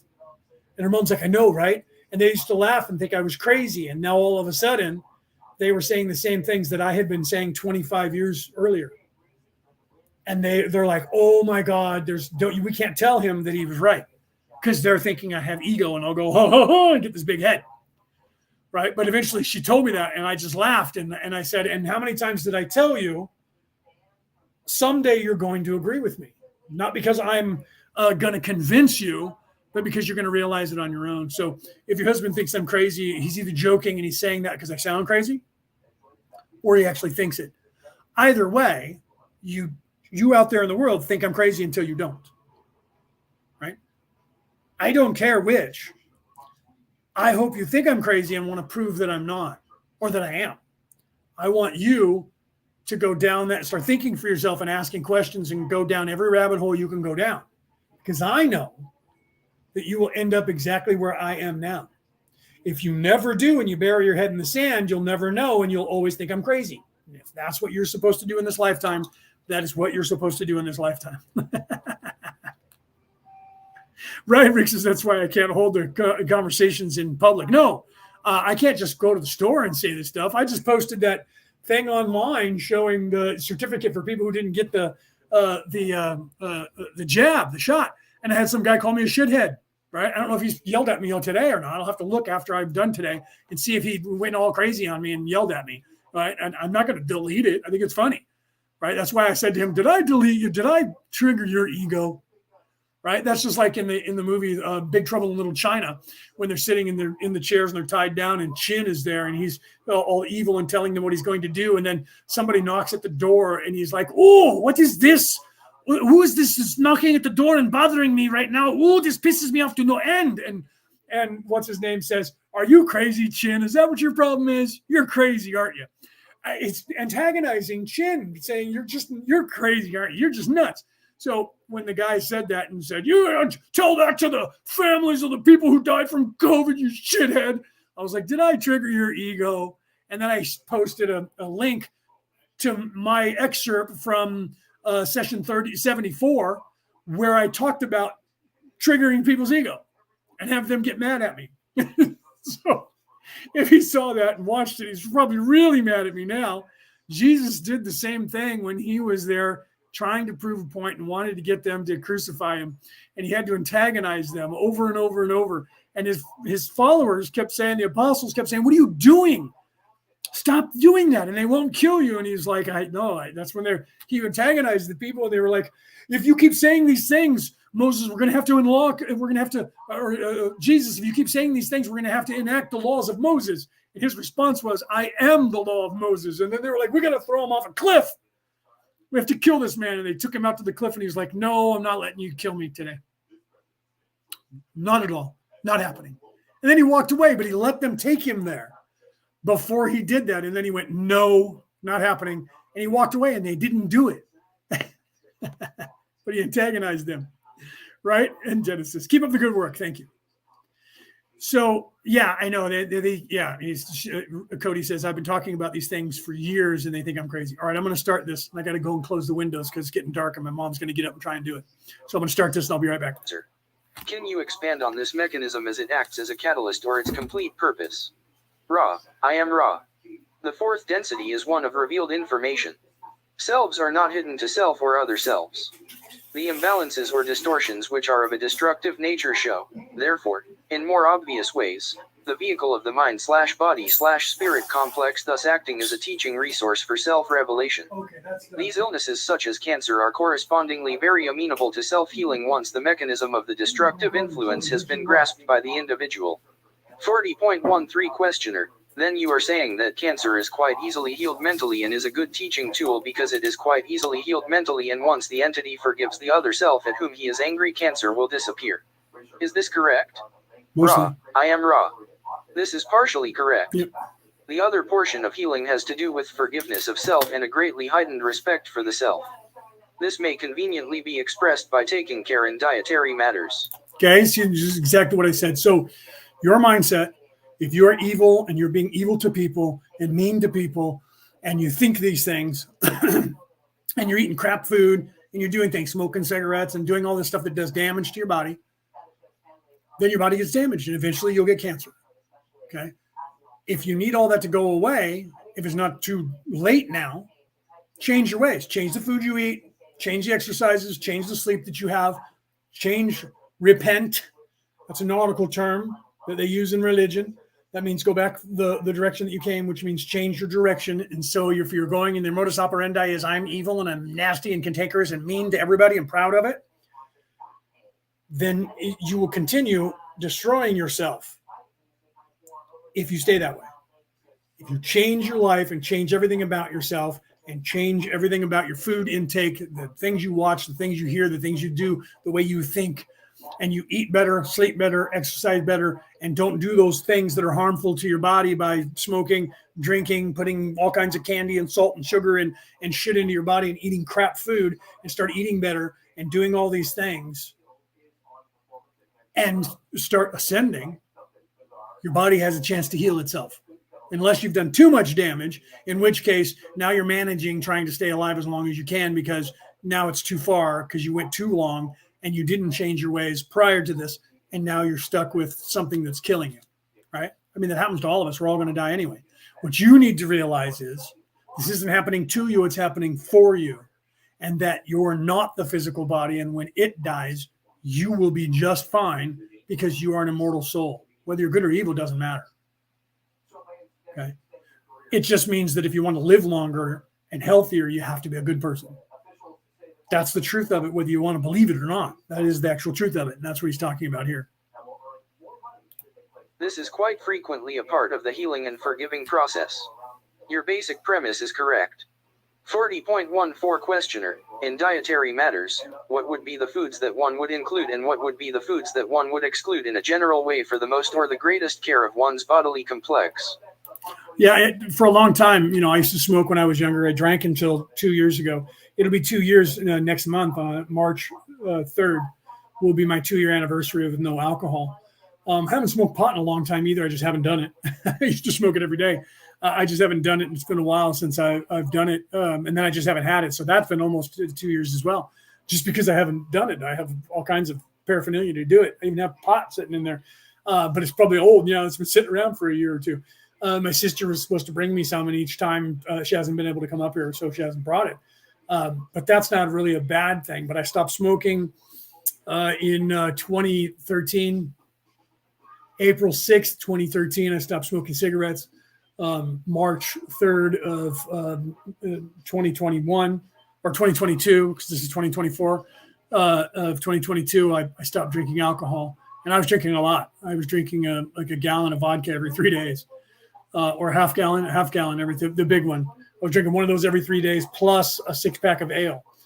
So two ales a day plus a fifth of vodka or gin every day between 10 p.m. and 2 a.m. I didn't start in the morning or daytime. I always started when I put my mom to bed. Then I would sit down and start drinking in either research shit, no joke, or play a video game. And that's what I did until about 2 or 3 in the morning. And then I'd go pass out and then wake up around noon. Because my mom wasn't getting up early then. Now she'll get up if I wake her up, but if I don't wake her up, she'll sleep in until like noon. And so, but you find that as you start to ascend, you change what you eat. You find that just happens naturally. You change what you watch, you change what you listen to, you change what you read, the movies you watch, the people you hang out with. All that starts to evolve away from negative things. And then your food changes and you start eating better food because you're staying away from it. So once you make that change and you start to ascend, it's not that you become this person who treats yourself like a temple. It's that you do start doing that. So it's not you don't get caught up in a cult. Some people are like, oh, they get caught up in a cult. Now they're doing all that healthy shit. No. As you start to ascend, it just naturally happens because you don't want to eat that food. When you eat it, you realize that that's low vibration and you didn't get anything from it. So then you start eating things that make you feel better. And then you start realizing that even those things are corrupted and you start going, I need to have something organic. And once somebody gives you something organic and you go, there's no difference between that. And you go, okay, here's a regular, Chiquita banana or whatever. And here's an organic one. Take a bite of that and tell me what, and we just bought them. You pick them out, go to the store. And then I'll take a bite of that. And you go, oh my God, that one is so much better. I do the same thing with people like, oh, I love my peanut butter. I get my, whatever, Skippy, Jif, whatever your brand is. And I'm like, that's not real peanut butter. That's sugar. In fact, it's almost like butter in the United States, which is almost white. It's not yellow. And you buy real butter from another country and it's orange, right? I love Irish butter. It's my favorite butter. German butter is pretty good too. French butter is pretty good too. Irish butter is the best butter on the planet. Not a joke. And I'm not saying that because I'm Irish. That's the best butter on the planet. Unless, depends on what you're going for. I love European butter because it has a little bit of a pepper node to it. Oh, man, that's good. European butter has got a good flavor. So it depends on what you're going for. But American butter is freaking watered down. Everything in America is watered down. The beer over here is like 1/3 of the strength and taste of any beer in any other country. Everything over here is as crappy as it can be with flavor enhancers to make you think it tastes good. Okay. And that's the truth of it. And if you watch Dr. Oz for the 10 or 12 years he was on the air, he was showing that daily on his show, having experts come in and show you that, you know, this is so over here. There's only one company that makes the peanut butter. Other companies are starting to, but the Laura Scudder's and Smucker's is owned by the same parent company, and they make an old-fashioned peanut butter that you have to stir. They make one that's already stirred, but if you look at that, it has a chemical in it that makes it not separate the oil from the peanuts, and that chemical is not really good for you. That one tastes better when you get that one that's already stirred. It tastes better than the other stuff. I did that with my mom. I'm like, here's the peanut butter that you love. You taste that. Here's this peanut butter that I'm telling you is just peanuts and oil or peanuts and salt. And she was like, oh my God, that's what peanut butter tastes like when I was a kid. I'm like, that's because how all peanut butter was that when you were a kid. And it's moved away from that. The one you're eating is mostly sugar and salt and fillers. Same thing with bread. They have enriched wheat flour. That means it's sugar. It's enriched with sugar. It's not, if you want to have a piece of bread, you have to either make it yourself with whole grain, 100% wheat flour, or an alternative, or you buy the bread that says 100% whole wheat. You look at the ingredients, and then you'll taste real bread. White bread is mostly sugar. Okay, so if you love white bread, you are just eating sugar. That converts 100% into a sugar into your body. Everything converts into a sugar, but whether it's a good sugar or a bad sugar is what, and I had to realize that because when I was 200 pounds heavier than I am now, which was 7 years ago, I was type 2 diabetic. Since I quit drinking alcohol, I have been testing of perfect non-diabetes for 2 years now. My alcohol was because of all the sugar that it converted to, which was bad, right? That was keeping me on the range of the spectrum of type 2 diabetic. Okay. So when I was overweight, which was not concerned because of my food, that was because my body wasn't producing testosterone. I blew up like a eunuch. They don't have any eating problem, never have. I lost the weight because I'm doing injections of testosterone, but I have been off the spectrum for 2 years because I stopped drinking alcohol. I'm no longer eating all the carbs that I need to consume the alcohol after I drink too much alcohol at night and then go to bed. So my blood sugar level, instead of being at 150 when I wake up at noon, now I wake up at 7 o'clock in the morning or 8 o'clock in the morning, it tests at about 90. 70 to 100 parts per million of glucose, sugar, is perfect. So I test in the perfect range. I don't test at 70. I get lightheaded if it gets down below 90, right? Some people are just not built for that. But it never goes above. When I was in the hospital, it was at 240, which is a stroke. I shouldn't have been even conscious. And that was because of me having surgery and the food they were giving me. When I controlled the food and designed my own meal and they accepted that, my blood sugar went from 250 to 86 and stayed there. And then when I came home, I poured out all the alcohol and never drank another drop. And my blood sugar has never gone over 110 in 2 years.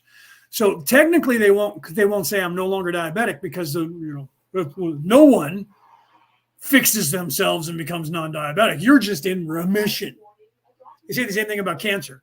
You don't have cancer anymore. You're just in remission. Nobody ever gets cured from it. I was diagnosed with COPD when in 2013.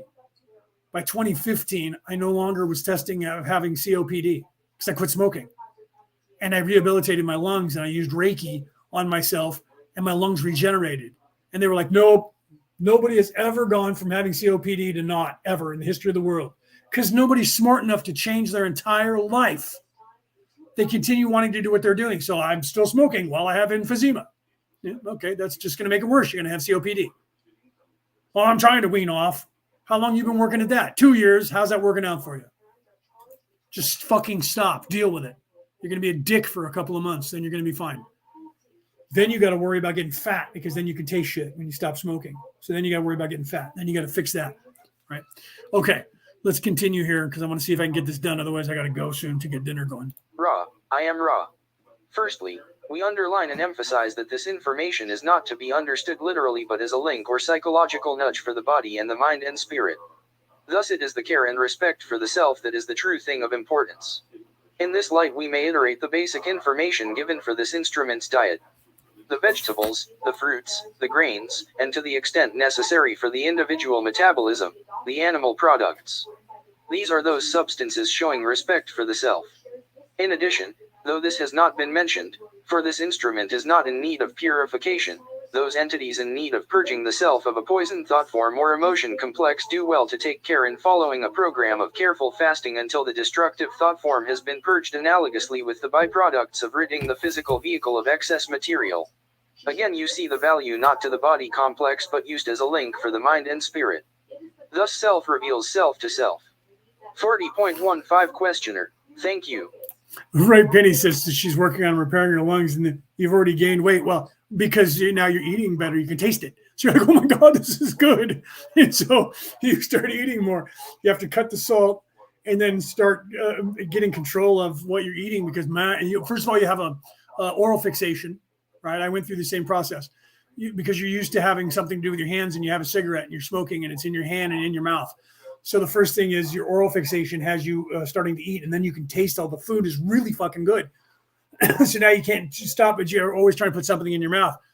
I started using gum, right? Don't do hard candy because you'll rub your mouth raw from doing the hard candy. My stepdad did hard candy, and then he would rub his mouth so bad from having candy in his tongue and his mouth and the roof of his mouth from having candy in there all the time that it hurt. He could barely eat.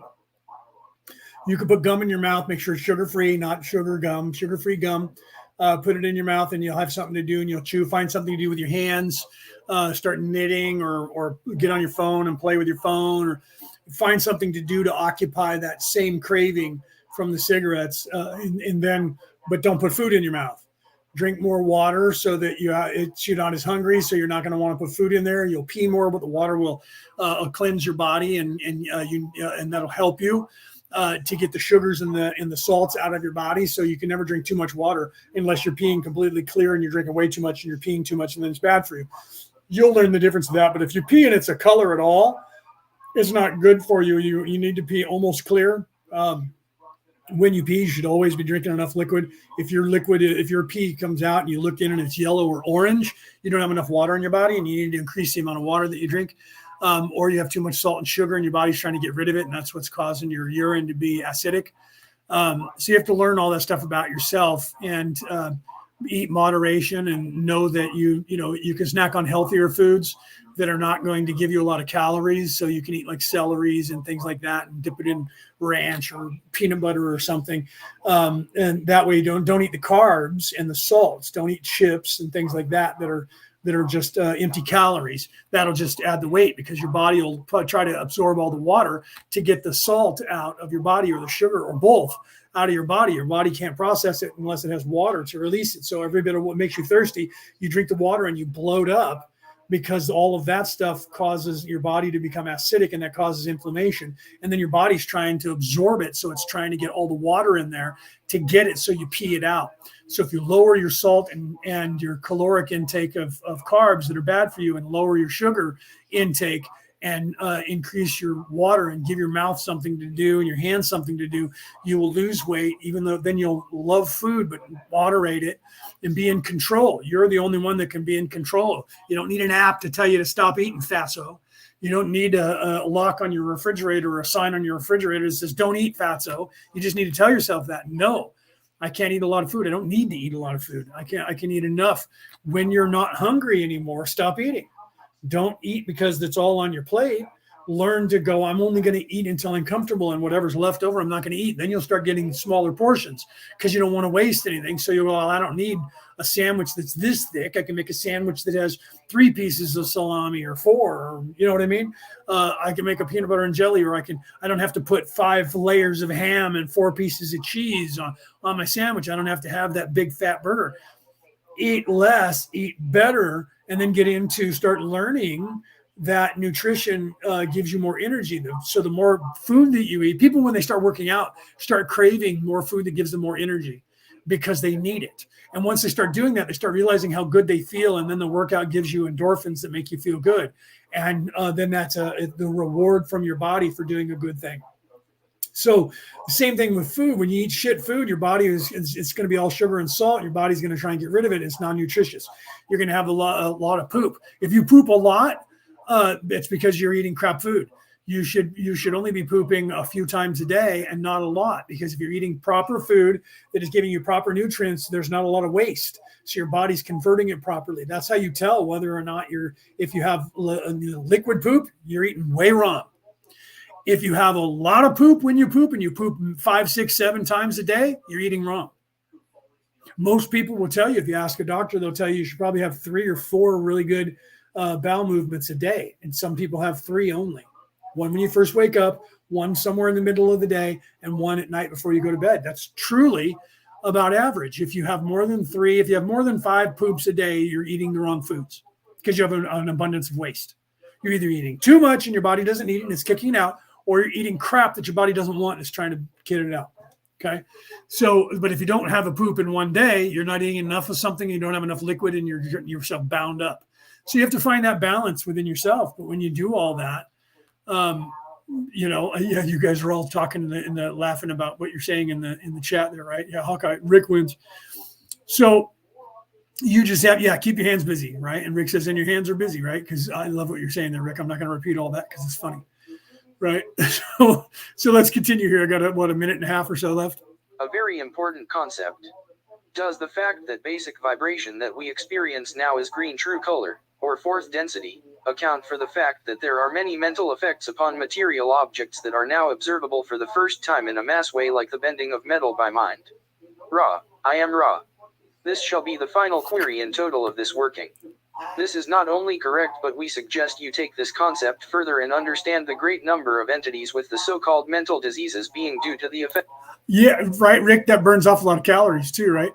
Rick says just rub one out instead, right? Yeah, that burns more calories too, right? Effect of this green ray true color upon the mental configurations of those unready mentally to face the self for the first time. Are there any brief queries before we close? 40.16 Questioner, just 2. With respect to what you just said, would then people incarnating here by seniority of vibration who incarnate for the service to self path be ones who would have extreme difficulty mentally with this green ray vibration? Ra, I am Ra. This is incorrect. Yeah, it is rather the numbers who have distracted themselves and failed to prepare for this transition, yet who are somewhat susceptible to its influence, who may be affected. Yeah. 40.17 Questioner, thank you. I'll just ask if there's anything that we can do to make the instrument more comfortable or improve the contact. Ra, this instrument as well. You are conscientious. The appurtenances cause this instrument greater comfort in the distortion of the warmth of the body complex. I am Ra.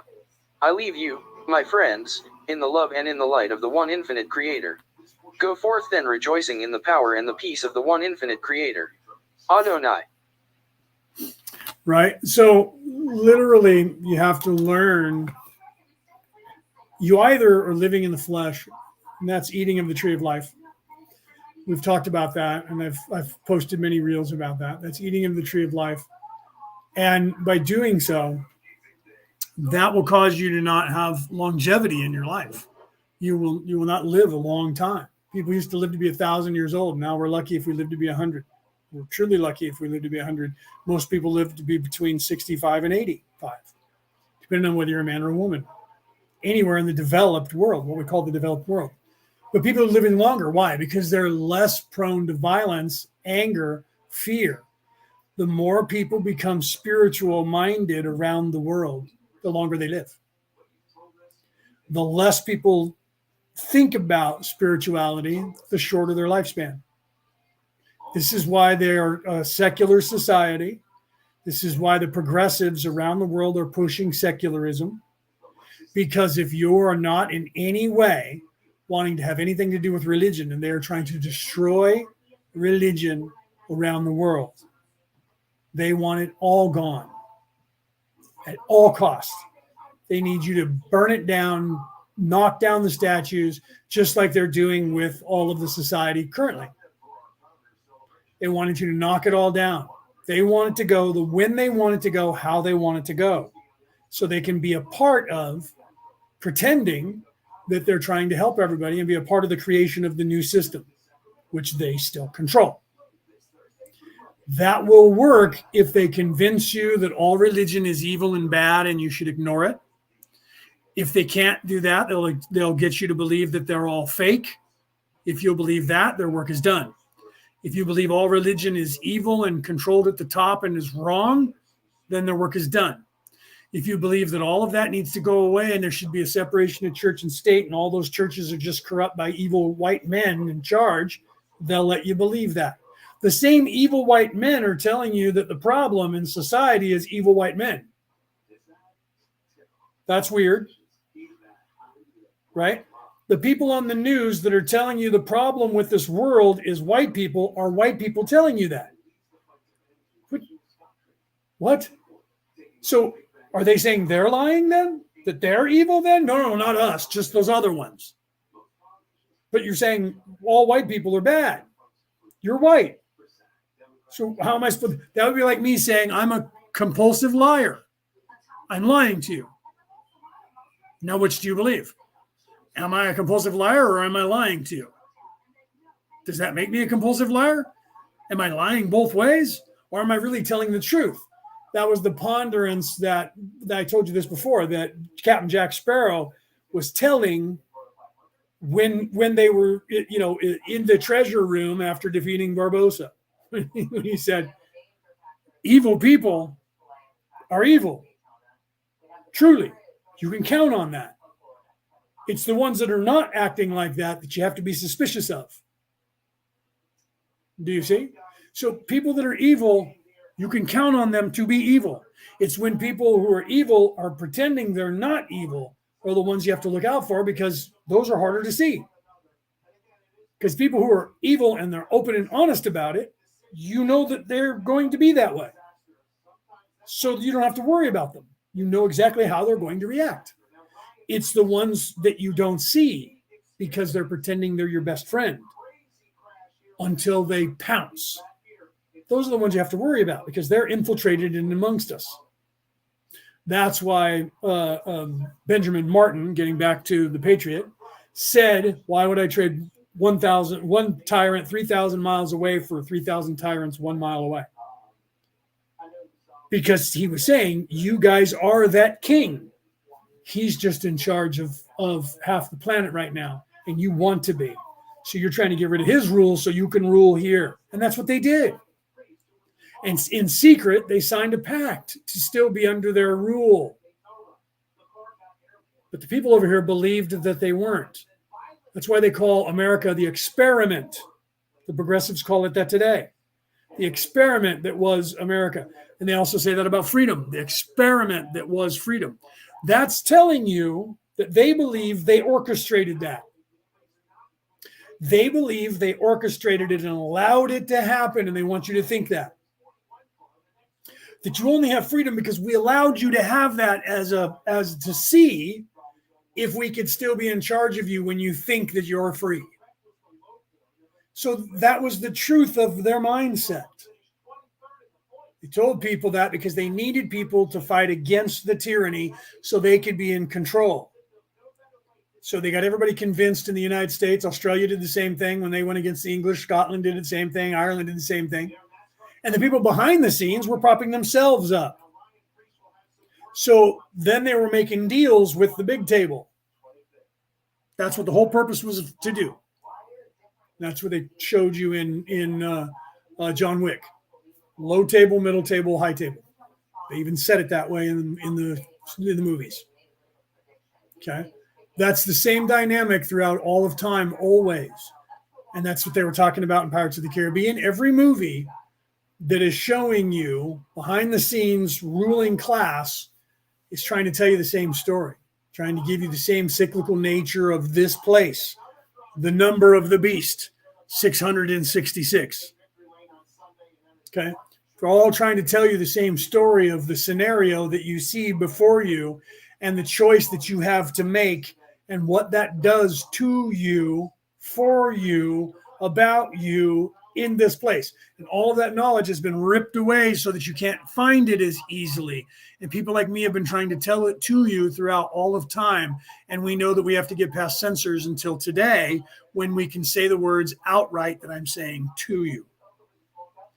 But for the last 4,000 years, we couldn't just say this out loud. Because when they did, back then, they were strung up on a cross for saying it. Or they were shot through the heart, like Mahatma Gandhi. Or they were shot in the head, like JFK, Martin Luther King, Malcolm X, Stephen Biko, hung in his cell, hung himself. Strange. Come forward in time, that was in the late 60s. Come forward in time to Epstein, hung himself in the cell. Weird that he did it the exact same way that Stephen Biko did 45 years earlier. Weirdly that the same people were in charge of the same of those two countries, and the modus operandi of his death was exactly the same. You would think that people would look at history and go, maybe we shouldn't let them have certain things in their cell to hang themselves with. Oh, that's right. They had guards that were supposed to be watching them on camera who conveniently fell asleep at the same time, and their computer system conveniently went down and didn't record what was going on. So no one knows what happens, and they say they found him dead when everybody woke up later and the computer system turned back on. So am I supposed to believe that aliens showed up and turned everything, powered it down? No one else had any issues anywhere in the prison. Nobody else noticed a power outage. Nobody else noticed anything. And all the guards were wandering around except for the two looking at the video when the video was turned off, weirdly, in the one cell where the video didn't record for the one guy who killed himself. How did he know that the video was turned off at that exact moment for him to hang himself with nobody to stop him? Somehow he must have known. Did somebody come in and tell him, hey, you can kill yourself now. We turned all the cameras off for you. Go ahead. Oh, good. I was planning this. I'm glad that you did that. I don't want anybody to know that I'm killing myself, but I want everybody to think I killed myself. What? Does that make sense to you? Because that's what they're telling you. Does that make sense to you? Stephen Biko had shoelaces in his shoes and hung himself by his shoelaces. They don't give shoelaces in their shoes to anybody, but then you have a sheet. Nobody noticed that you could take a sheet and tie it into a knot and kill yourself with it until Epstein did it 40 years later. You mean to tell me that nobody has ever tried to kill themselves with a sheet wrapped around their neck and hanging themselves anywhere on the planet for anyone to know that? To maybe have sheets that you can't get off the bed?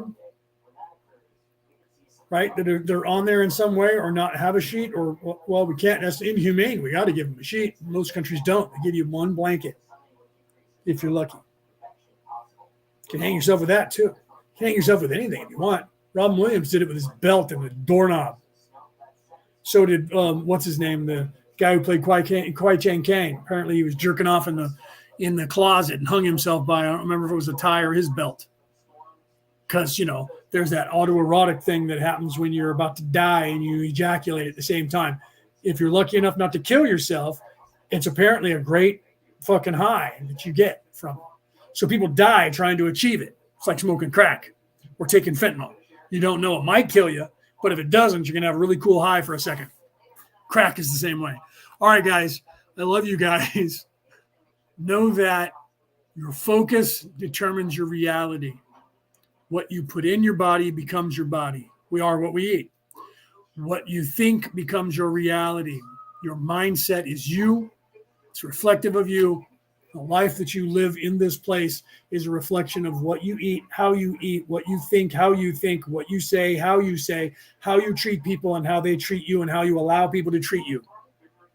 All of that can be changed and orchestrated by you. If you want to live forever, stop doing shit that's going to kill you. Somebody just said not too long ago that every hot time you eat one hot dog, it takes 15 minutes off of your life. I don't know that I buy into that. I also like hot dogs. Okay. But I remember in the Third Rock from the Sun, John Lithgow playing an alien was smoking cigarettes and took up smoking, was chain smoking as fast as he could. He's so hilarious, even as a physical actor. lighting a cigarette with another cigarette, and he was laughing about it, and he was doing this on purpose, of course, for the teaching purpose. And he said, well, they tell me that every cigarette that I take takes 5 minutes off of my life. Well, it's at the end of my life, so who cares? That's the mindset that people have. Well, that's going to be a long time from now, so who cares? I smoke a cigarette and it means 5 minutes off my life. Well, that's 100 years from now, so who cares? But then you keep doing all these other things that are taking more and more time off of your life. And you don't realize that was the purpose of the movie with what's his name, where they had a life counter and they had minutes. They had a certain amount of minutes until they were supposed to die.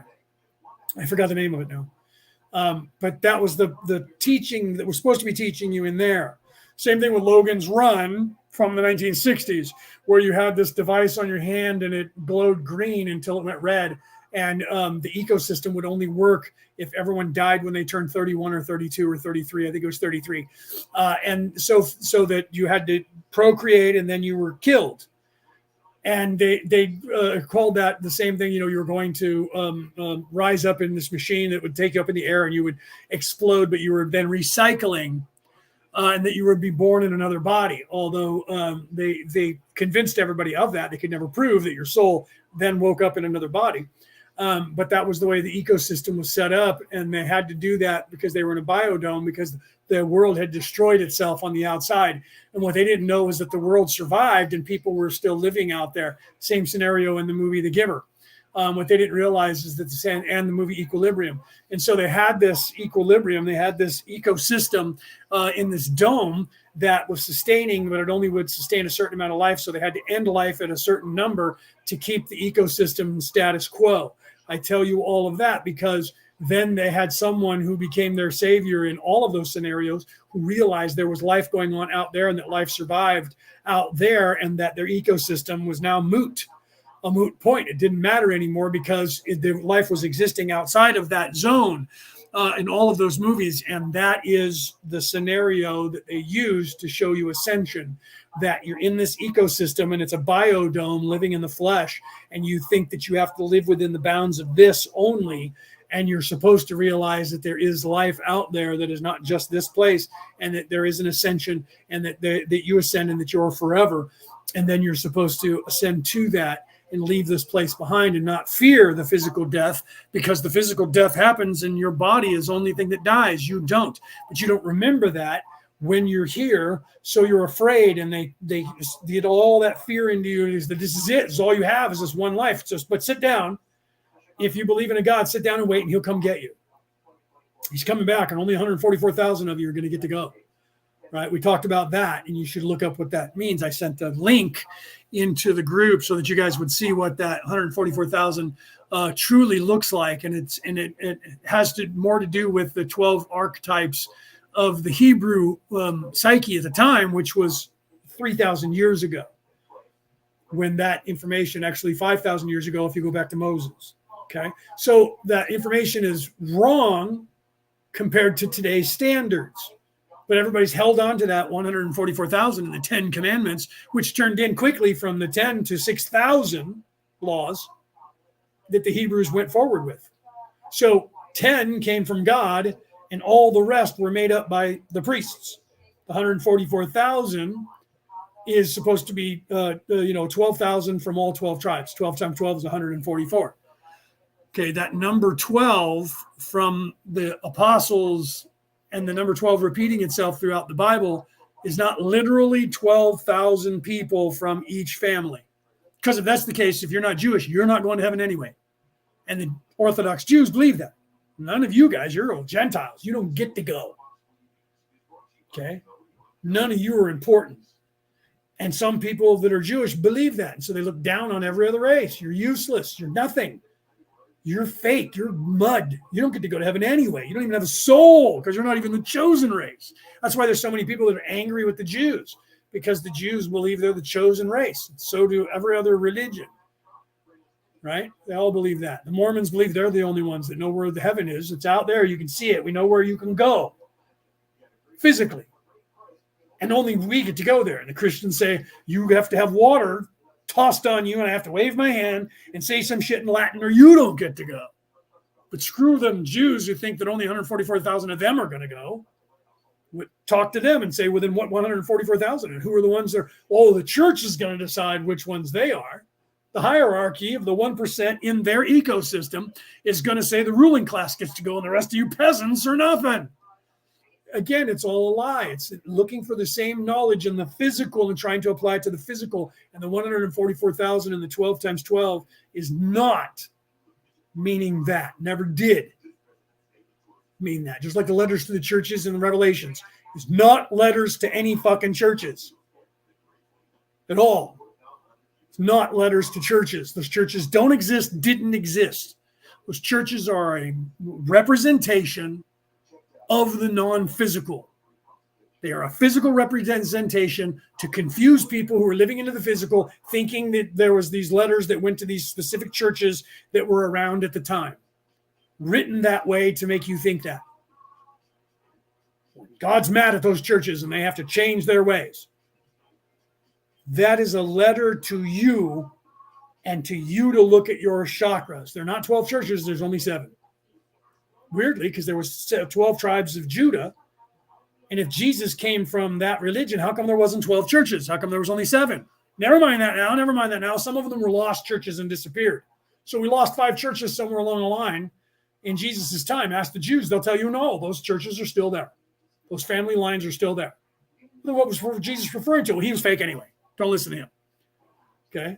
7 churches or 7 chakras, and if you read it from church number 1 to the first letter and look up the red ray chakra and what it represents and read the words that he's saying with the mindset of he's telling me about what I should do or not do. If I do these things and that is how I'm going to balance that chakra, moving up the chain as an ascension. And if I don't do those things and I live in the flesh and I look for power, money, clicks, likes, fame, riches, and all of that in this place, that's not doing what church number 1 is not supposed to do, and those bad things are going to happen to me. Church number 2, 3, 4, 5, 6, and 7 are all of the chakras in order. Look those up. Have a chart sitting next to you or open up a window, whatever you got to do.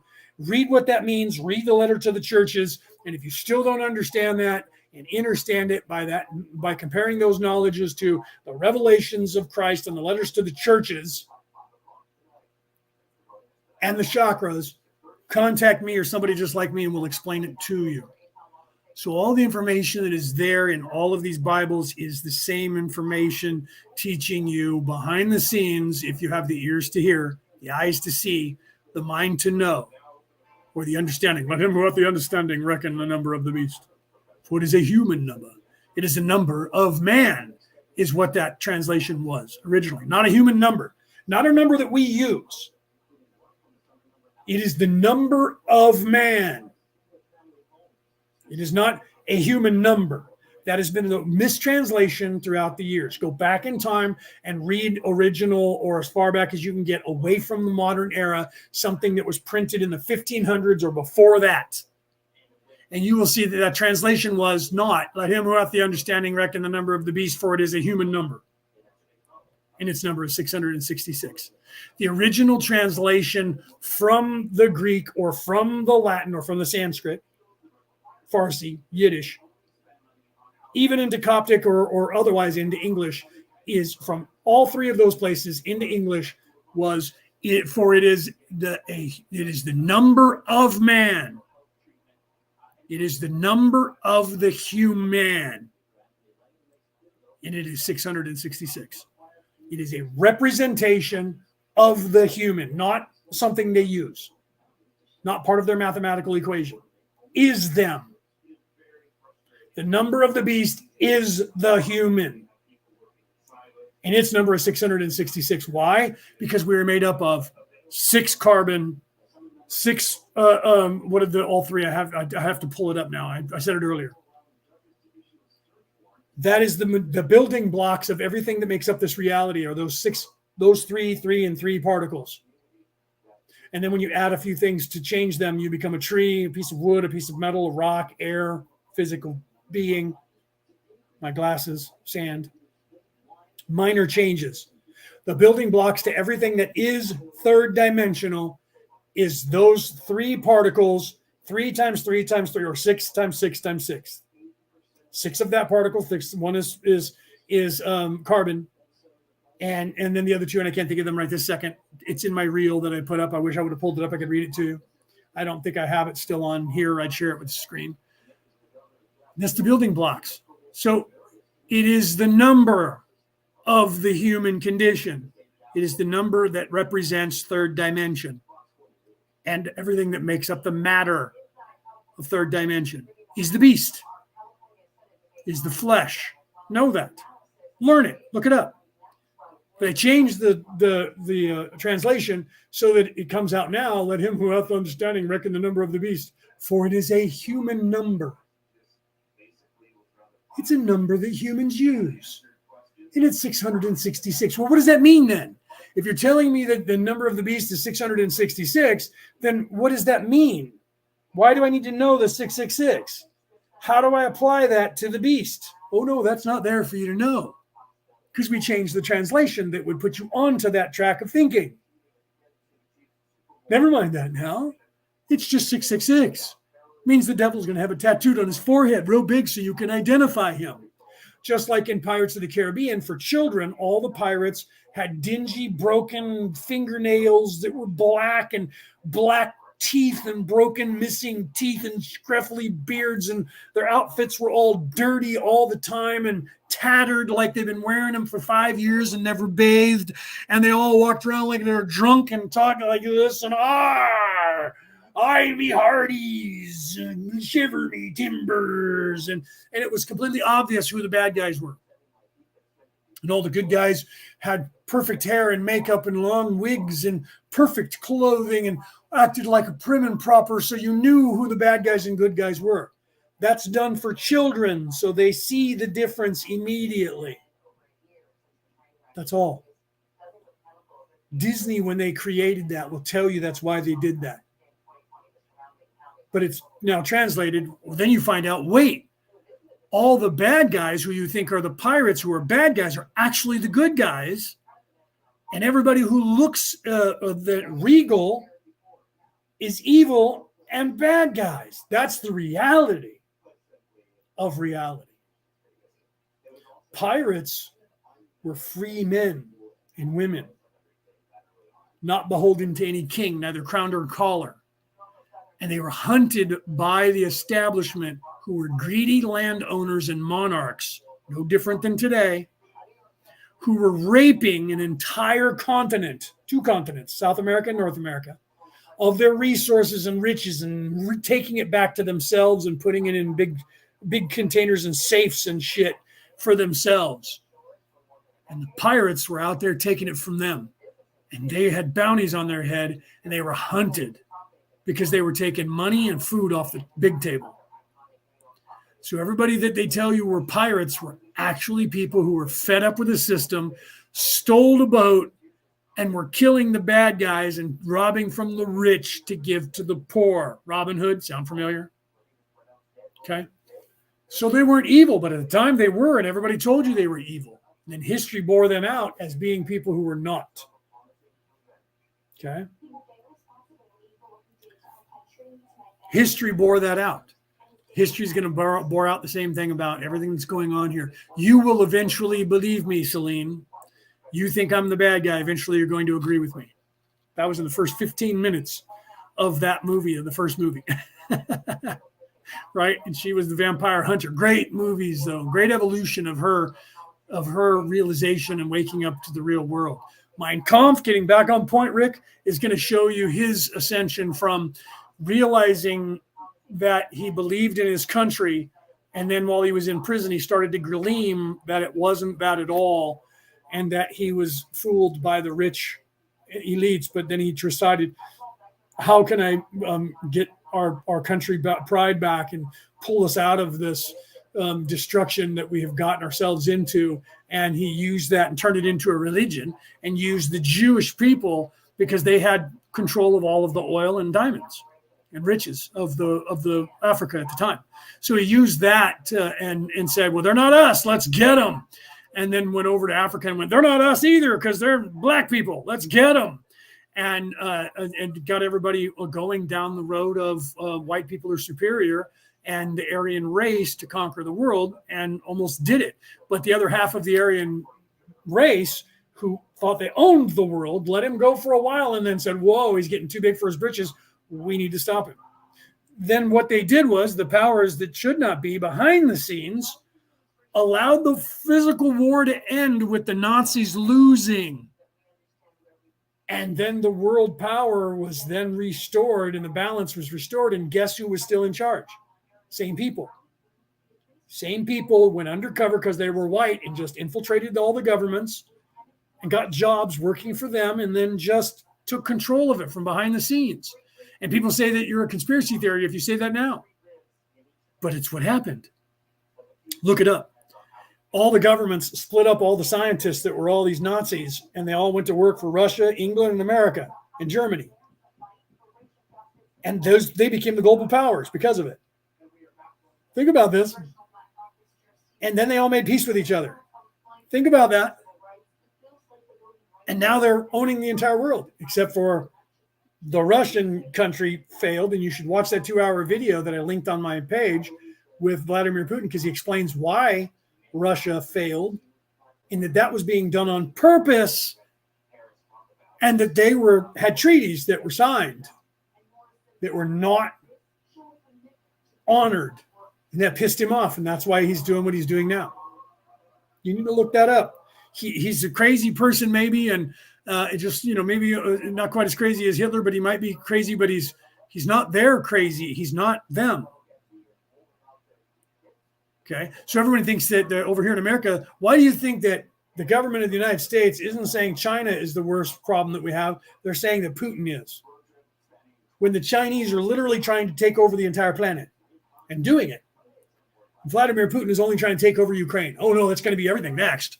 He's going to start with Ukraine, then he's going to go to Germany. He's going to take all the Baltics, then he's going to go to Germany. And the Chinese are actually taking over the world monetarily. He talks about that in that show. Chinese are taking over the world monetarily right now as we speak. He's aware of this. You should watch that video. He goes into telling you the history. He talks like I do, spends like an hour telling you the history of Russia and Europe. And you need to know that. And in the end of that, at first Tucker was mad. He tells you in the very beginning, I thought he was just filibustering. And then I realized, so he tells you this, he recorded that afterwards when he posted it. Know that, listen to what he's saying, because I thought he was just blathering on to filibuster. But as it turns out, he was explaining the world for the last 500 years in Europe, Northern, Western, Southern Europe, Eastern Europe, and how the evolution and why, coming forward all the way to now, to his scenario and what's happening and why it's happening and why he's doing what he's doing. And if you still don't get it after that, I'll tell you about it. If you know anything about global economics, global politics, social economics, and social politics of the earth at all, when you're done listening to that, you're going to go, fuck me, really? All those crazy people that were talking about shit saying that it was a conspiracy theory might have actually been telling the truth. He doesn't talk about Nazi Germany, but he talks about why he is attacking the Ukraine right now, because they're becoming Nazis, and they have many Nazis that fly the Nazi flag in their military. Most of the military of the Ukraine flies a Nazi flag. They are neo-Nazis. Neo-Nazi means modern day Nazis. They are flying the flag and wearing the patch. And he's saying that needs to go. If they were to get rid of all of that group that's in charge there right now, he would sign a peace treaty.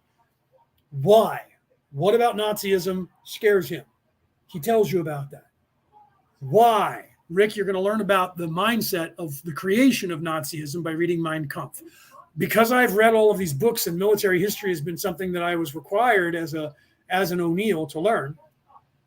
When I hear people telling stories about history, I can see whether they're telling the truth or not, because I know a lot about most military history and most governments and most countries on this earth going back 5,000 years. I'm not even kidding. I know as much about military history as I know about religion and philosophy. That is not a joke. It's been my entire life. I should write books about that. I don't know why I'm not. Maybe I will. I just need to get my book published. That the freaking publishers have finally started, the editors working on. Hopefully next month I'll get a copy of it that I can go through and go, yes, no, no, yes, no, yes, no, no, no, yes, no. Send it back and have them send me another draft until we agree. And then I'll be like, print it. and get it out there. So somewhere probably June or July now, it looks like. It's going to be almost a year before I get the book out, but it'll be done right. So I'm not complaining about it. At first I was like, where the fuck's my book? So I contacted them and they're like, no, we're working on it. It's cool. This is the update. And the reason that you didn't know about it is because the person who was telling you wasn't here anymore and I'm the new one. Oh, all right. She quit or got fired. Left the company on whatever terms, not going to ask, don't care. You're the new contact. Thank you. Where's my book? All right. Thank you for the update. I like you too. You're a nice person. Have a good day. I'll contact you in a month or two if I don't hear anything from you. So it wasn't her fault and it was no one's fault. I just didn't get any information because there was nobody to tell me until they had a new person assigned to me. And that person was like, by the way, I'm your new person. I'm the new one. Right. All right, guys, I love you. I got to go. I got to get dinner.